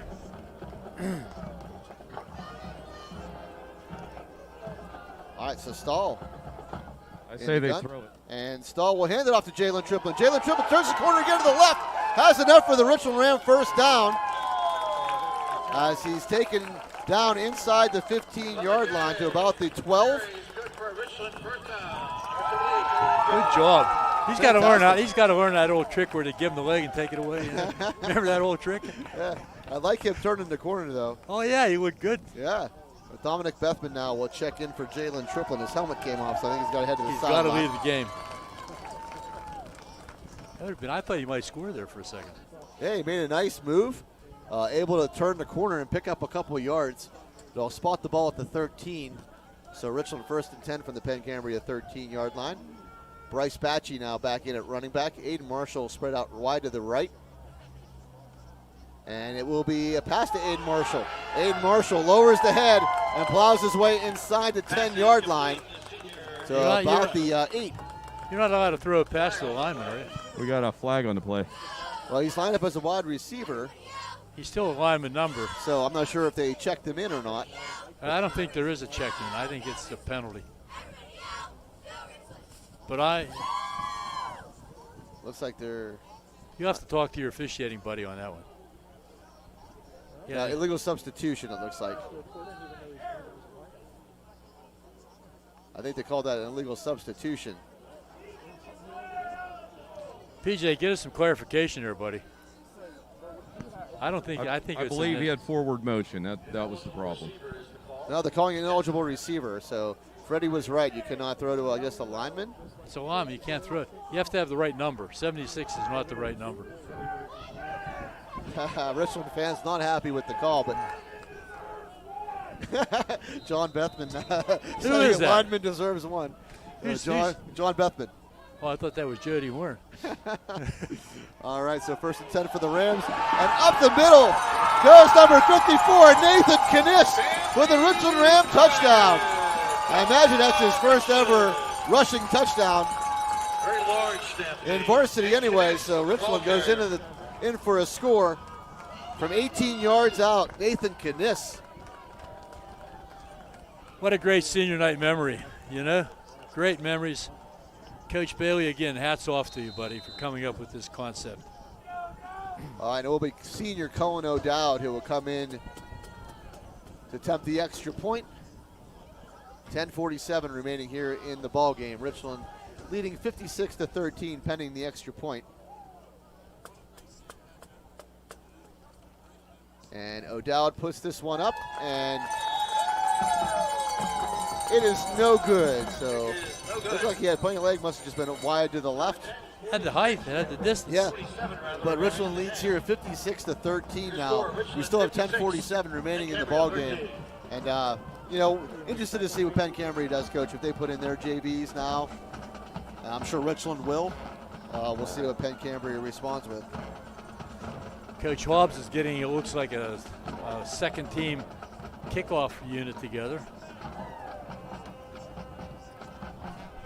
It's been an up and down night for special teams. They've had some good plays, had some bad plays, so it hasn't been consistent. You get to playoff time, it has to become consistent. And I'm sure, you know, Coach Ron Hobbs will be working on that. Can you imagine the good time they've had at practice this week, getting these seniors ready to run the football? Yeah, that was fantastic. I'm just visioning, you know, the time they spend in practice to get it together and get it organized. And well worth it. Whatever time they spent, well worth it. I'm not sure I've ever seen that concept before. All 11 players on the field, except for Kellen, you know, as seniors. Pretty interesting. It makes practice fun. You know, football practice can be really tough, and sometimes you don't feel like actually going. But when you do stuff like that, it makes it all worthwhile. All right, so looks like Penn Cambria will keep their starting special teams on. We have our JV special teams on, as back deep still for Penn Cambria is Marinac and Storm. Marinac had the big return at the end of the second quarter that led to the first score by Penn Cambria. And Cullen O'Dowd will be on to kick it away.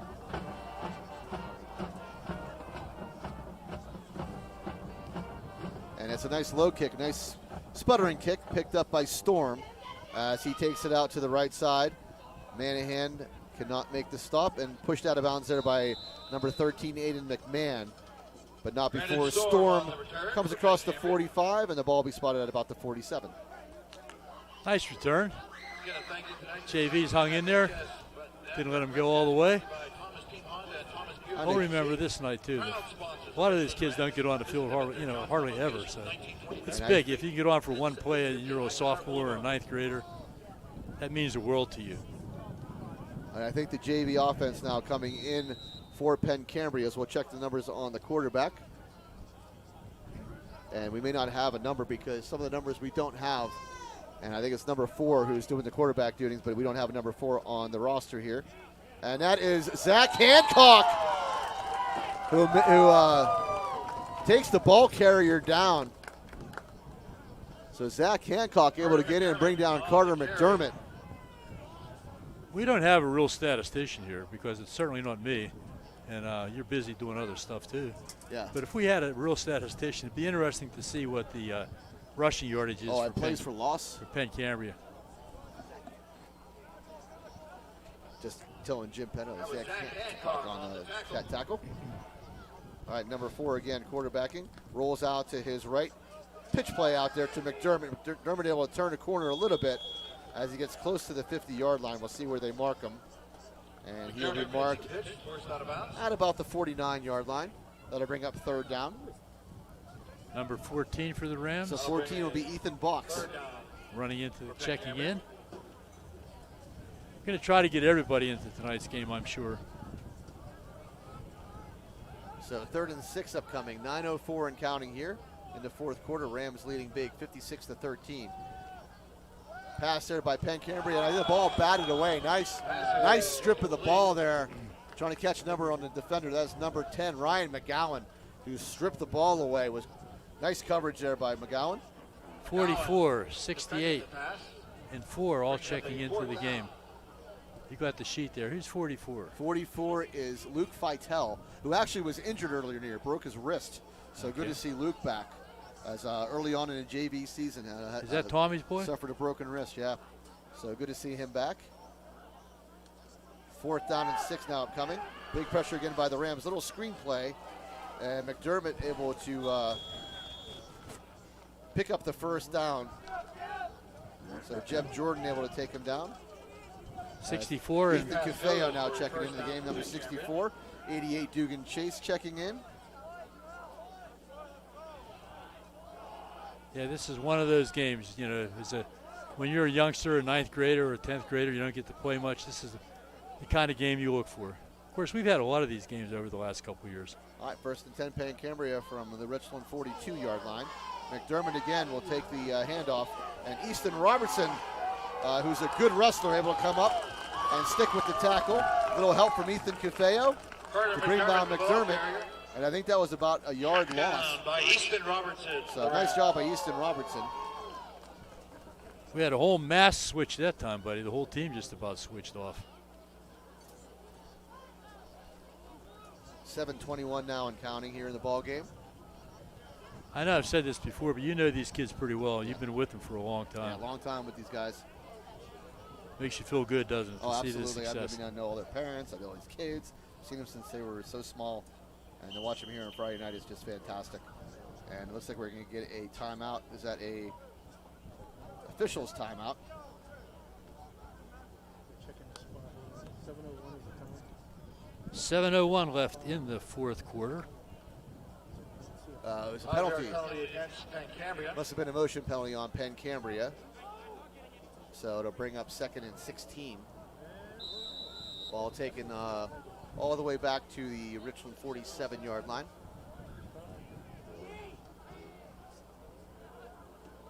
Penn Cambria back to throw.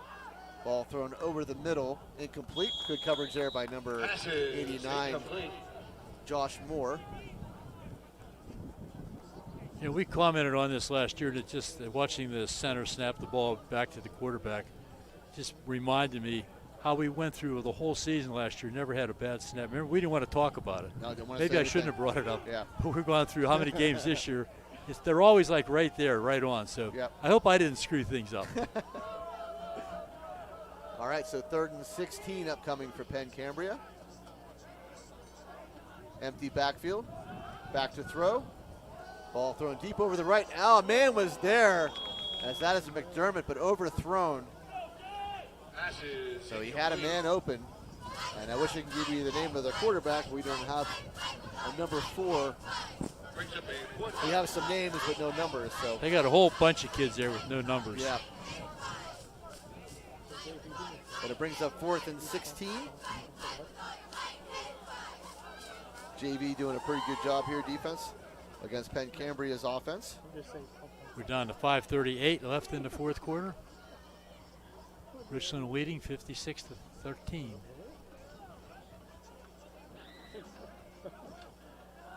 And Penn Cambria back to throw again. And they're going to throw this one deep on the right side. Pretty good arm by number 4. Overthrows everybody. And the Rams will take over. With 5:17 remaining in the game. That's one of those kind you don't want to pick off. You already have the ball in midfield, so why pick it? You know. Yep. All right, so we will see who comes in. At least Ethan Janidlo will be the quarterback.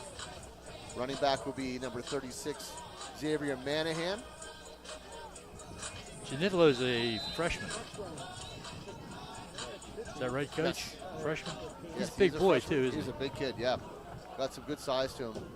McMahon and Box will be spread out wide right and left, and Jeff Jordan checking in as a wide receiver, along with Josh Moore. There's a snap, and it will be Xavier Manahan.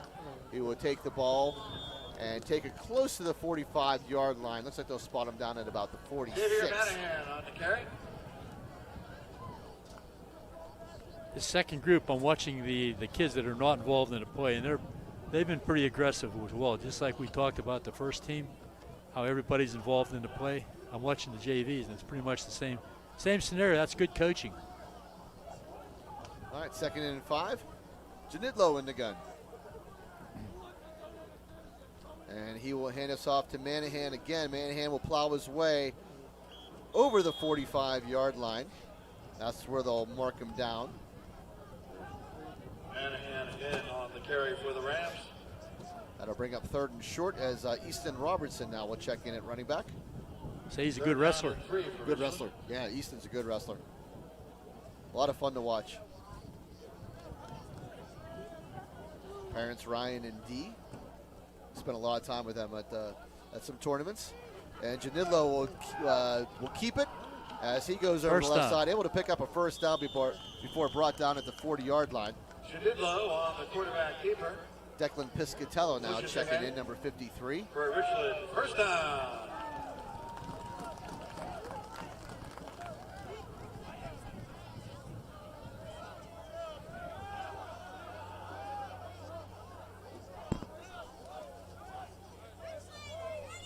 First and 10, ball at the 40-yard line. 3:22 and counting here. Richland leading 56-13 over Penn Cambria. Janidlo will hand off to Robertson. Robertson gets over the 40-yard line and pushes his way to about the 37. Easton Robertson scored through for a gain of 4. Number 7, Gerald Baxter checking into the game, along with number 89, Dugan Chase. Luke Feitel comes off. You know what else is impressive is all these kids who don't play much, and it is a complex offense, and everybody knows what they're doing. I mean, there's never a hesitation. They all run to where they're supposed to be, and they're ready to go. Janidlo going to throw out, has off the fingertips of Dugan Chase. The incomplete pass. Is incomplete. Oh, sorry, that is that Josh Moore, excuse me. Dugan Chase is 88, so 89, Josh Moore just off his fingertips. Brings up a 3rd down for the Rams. 3rd and 8 upcoming. And a reminder, immediately following the game, parents of our players are permitted on the field to take photographs. Parents only, please. Thank you. Ethan Choi now will check in, number 82 for the Rams. We're at 1:57 and counting. 3rd and 8, Janidlo will hand off to Josh Moore, the senior. Nice. Will go to the 30-yard line, another Richland Ram first down. Good hard running by Josh Moore. Nice spin move downfield. And I think this is Josh's first year He's a playing senior. football. So. He's a senior. Yeah. So I just had a text from Bob Heffelfinger from the Richland Fire Department. We want to wish Adam Schaefer 21st birthday. Tim Schaefer's son. He made sure he let me know the time's flying, dude. That means we're all getting old, but that's why the firemen all pulled out of here to celebrate one of their own's birthdays. So happy birthday, have a great night, and stay safe. Well, I was hoping that Well was a said, good reason PJ, they well weren't said. here. I was hoping it wasn't a fire somewhere. All right, so 1st and 10 from the Penn Cambria 30-yard line. Janidlo will hand off to Easton Robertson. Easton Robertson will try the right side as he gets about a yard to about the 29-yard line. And we have a flag holding Richland.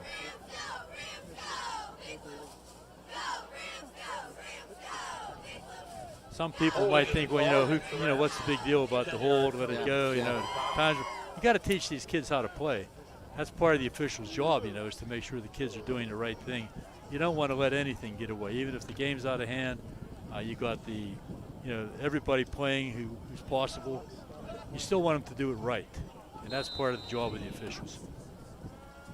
All right, so we are 55 seconds and counting in the ball game. Richland up 56-13.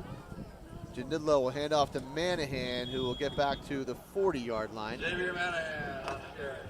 That was a 1st and 21 play. Well, we have to snap it one more time.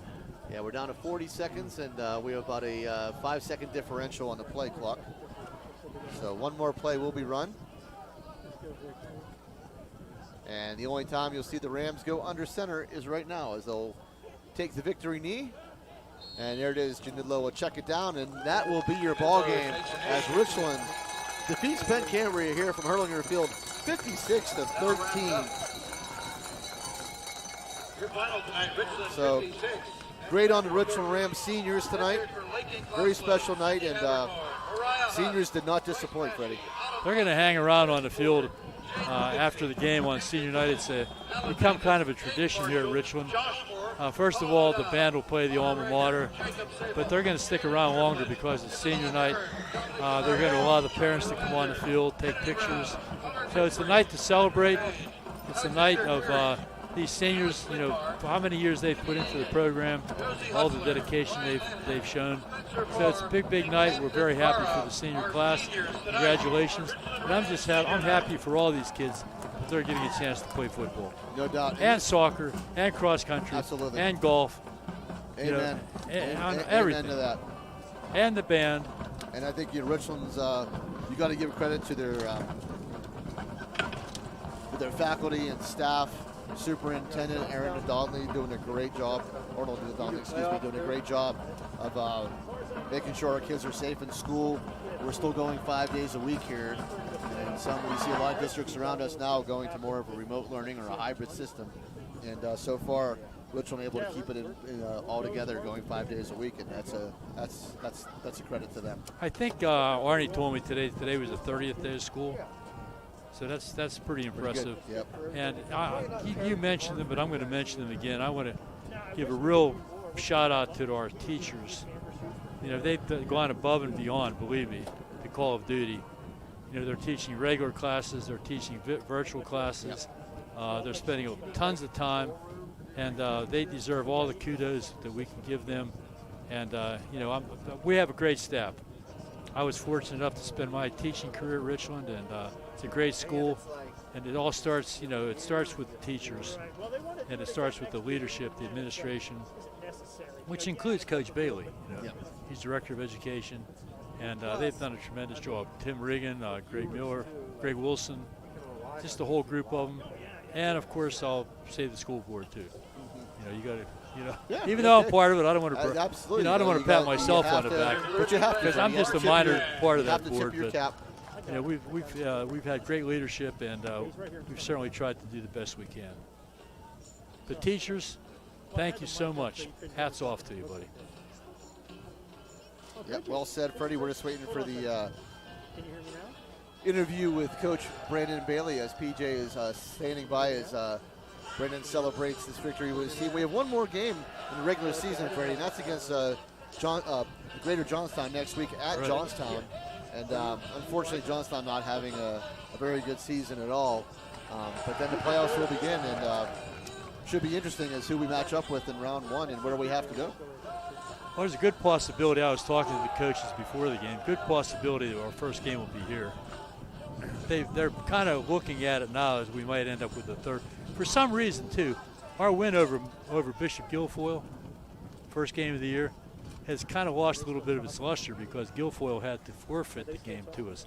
Even though we actually won the game, technically it's a forfeit, so you don't get as many points for the forfeit. I didn't know that was our game. I know they had a forfeit the Forest Hills game. I didn't know it went back to our game as well. It did.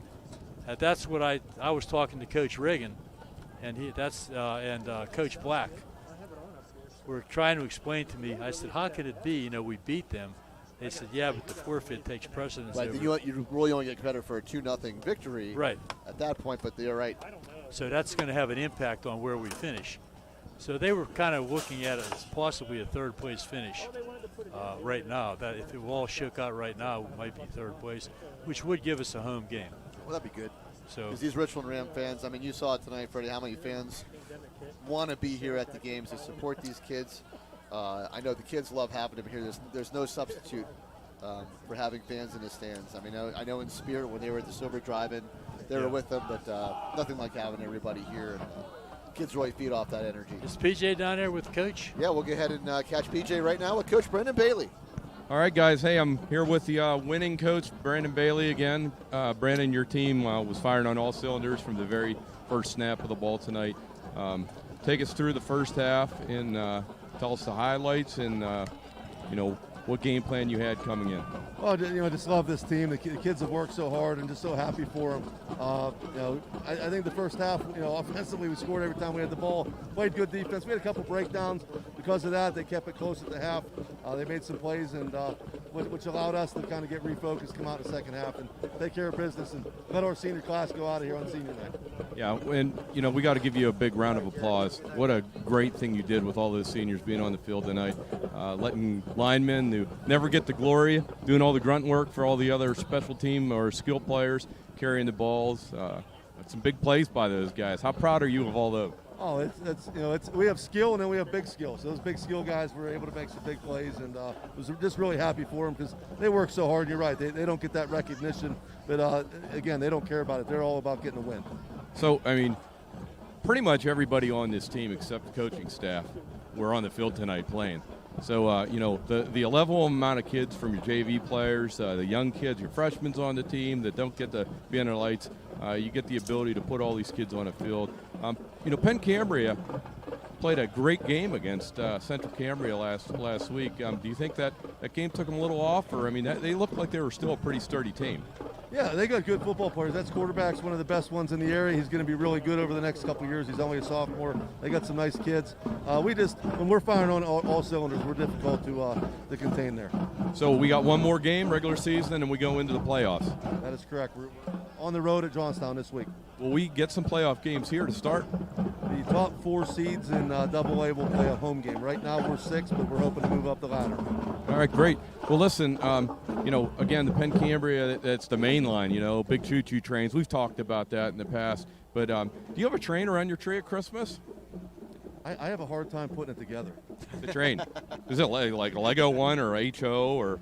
The tracks. I can't put the tracks together. Okay. Well, we'll work on that. I got some good plans at home and stuff. I'll lay them out to you and get them over to you, all right? But listen, great job again, keeping it fun here. It was great having our fans back, so let's hope you guys are doing a great job keeping our school safe and everybody healthy, too. So thank you very much for you and the administration's work. Fred was complimenting you very much so on this game, and Arnie and the other leaders, Mr. Wilson, Mr. Regan. Teachers. Teachers. And the teachers. I'm hearing Fred talk right now, So great job. Thank you for the leadership, and thank you for doing the great job with this team that you're doing. Yeah, thanks. It's been a community effort, and I'm looking forward to the Trojans next week. All right, guys, back to you. Thanks, PJ. Last week when I was home watching the game on TV, the thing I looked forward to the most, I actually, people, when the game was over, everybody started getting up to leave. I said, you can't leave. Oh, no. You can't leave. No, people stay. People stay to hear. And they wait just to hear that because that's just special. That's why he's won an Emmy. That's why he won the Emmy. First year he was only nominated, and now, but you just can't pry it away from him. That's just gold. He And, does. He does a great job. I'm going to run down our sponsors one more time because, There you again, cannot thank them enough, cannot thank Romensburg Media enough. So thanks to our sponsors, Precious Metals and Diamond Company, Chan Soon Chong Medical Center, Best Window and Door, Blade Broadband, Rizzo's Italian Restaurant, The Fifth Bar and Grill, Wayne Langer Hulk for Senate, Advanced Office Systems, D. Jordan Goodyear, Ponchione Financial, Cardellino Eye Care and Optical, EcoSafe Sanitizing, Nico's Restaurant, Johnstown Construction, FWF Insurance and Erie Insurance, Pinnacle Chiropractic Spine and Sports Center, Flair Country Catering and Event Planning, Sporting Good Discounters, FX Screen Printing, Slovenian Savings and Loan, and DB Homes. So for the coach, Fred Yanity, for the Emmy award-winning sideline reporter, PJ McGowan, I'm Ed DiMartino saying good night, stay safe, and we'll see you next week as we are at Greater Johnstown for what will be the final game of the regular season. So talk to you soon. Good night.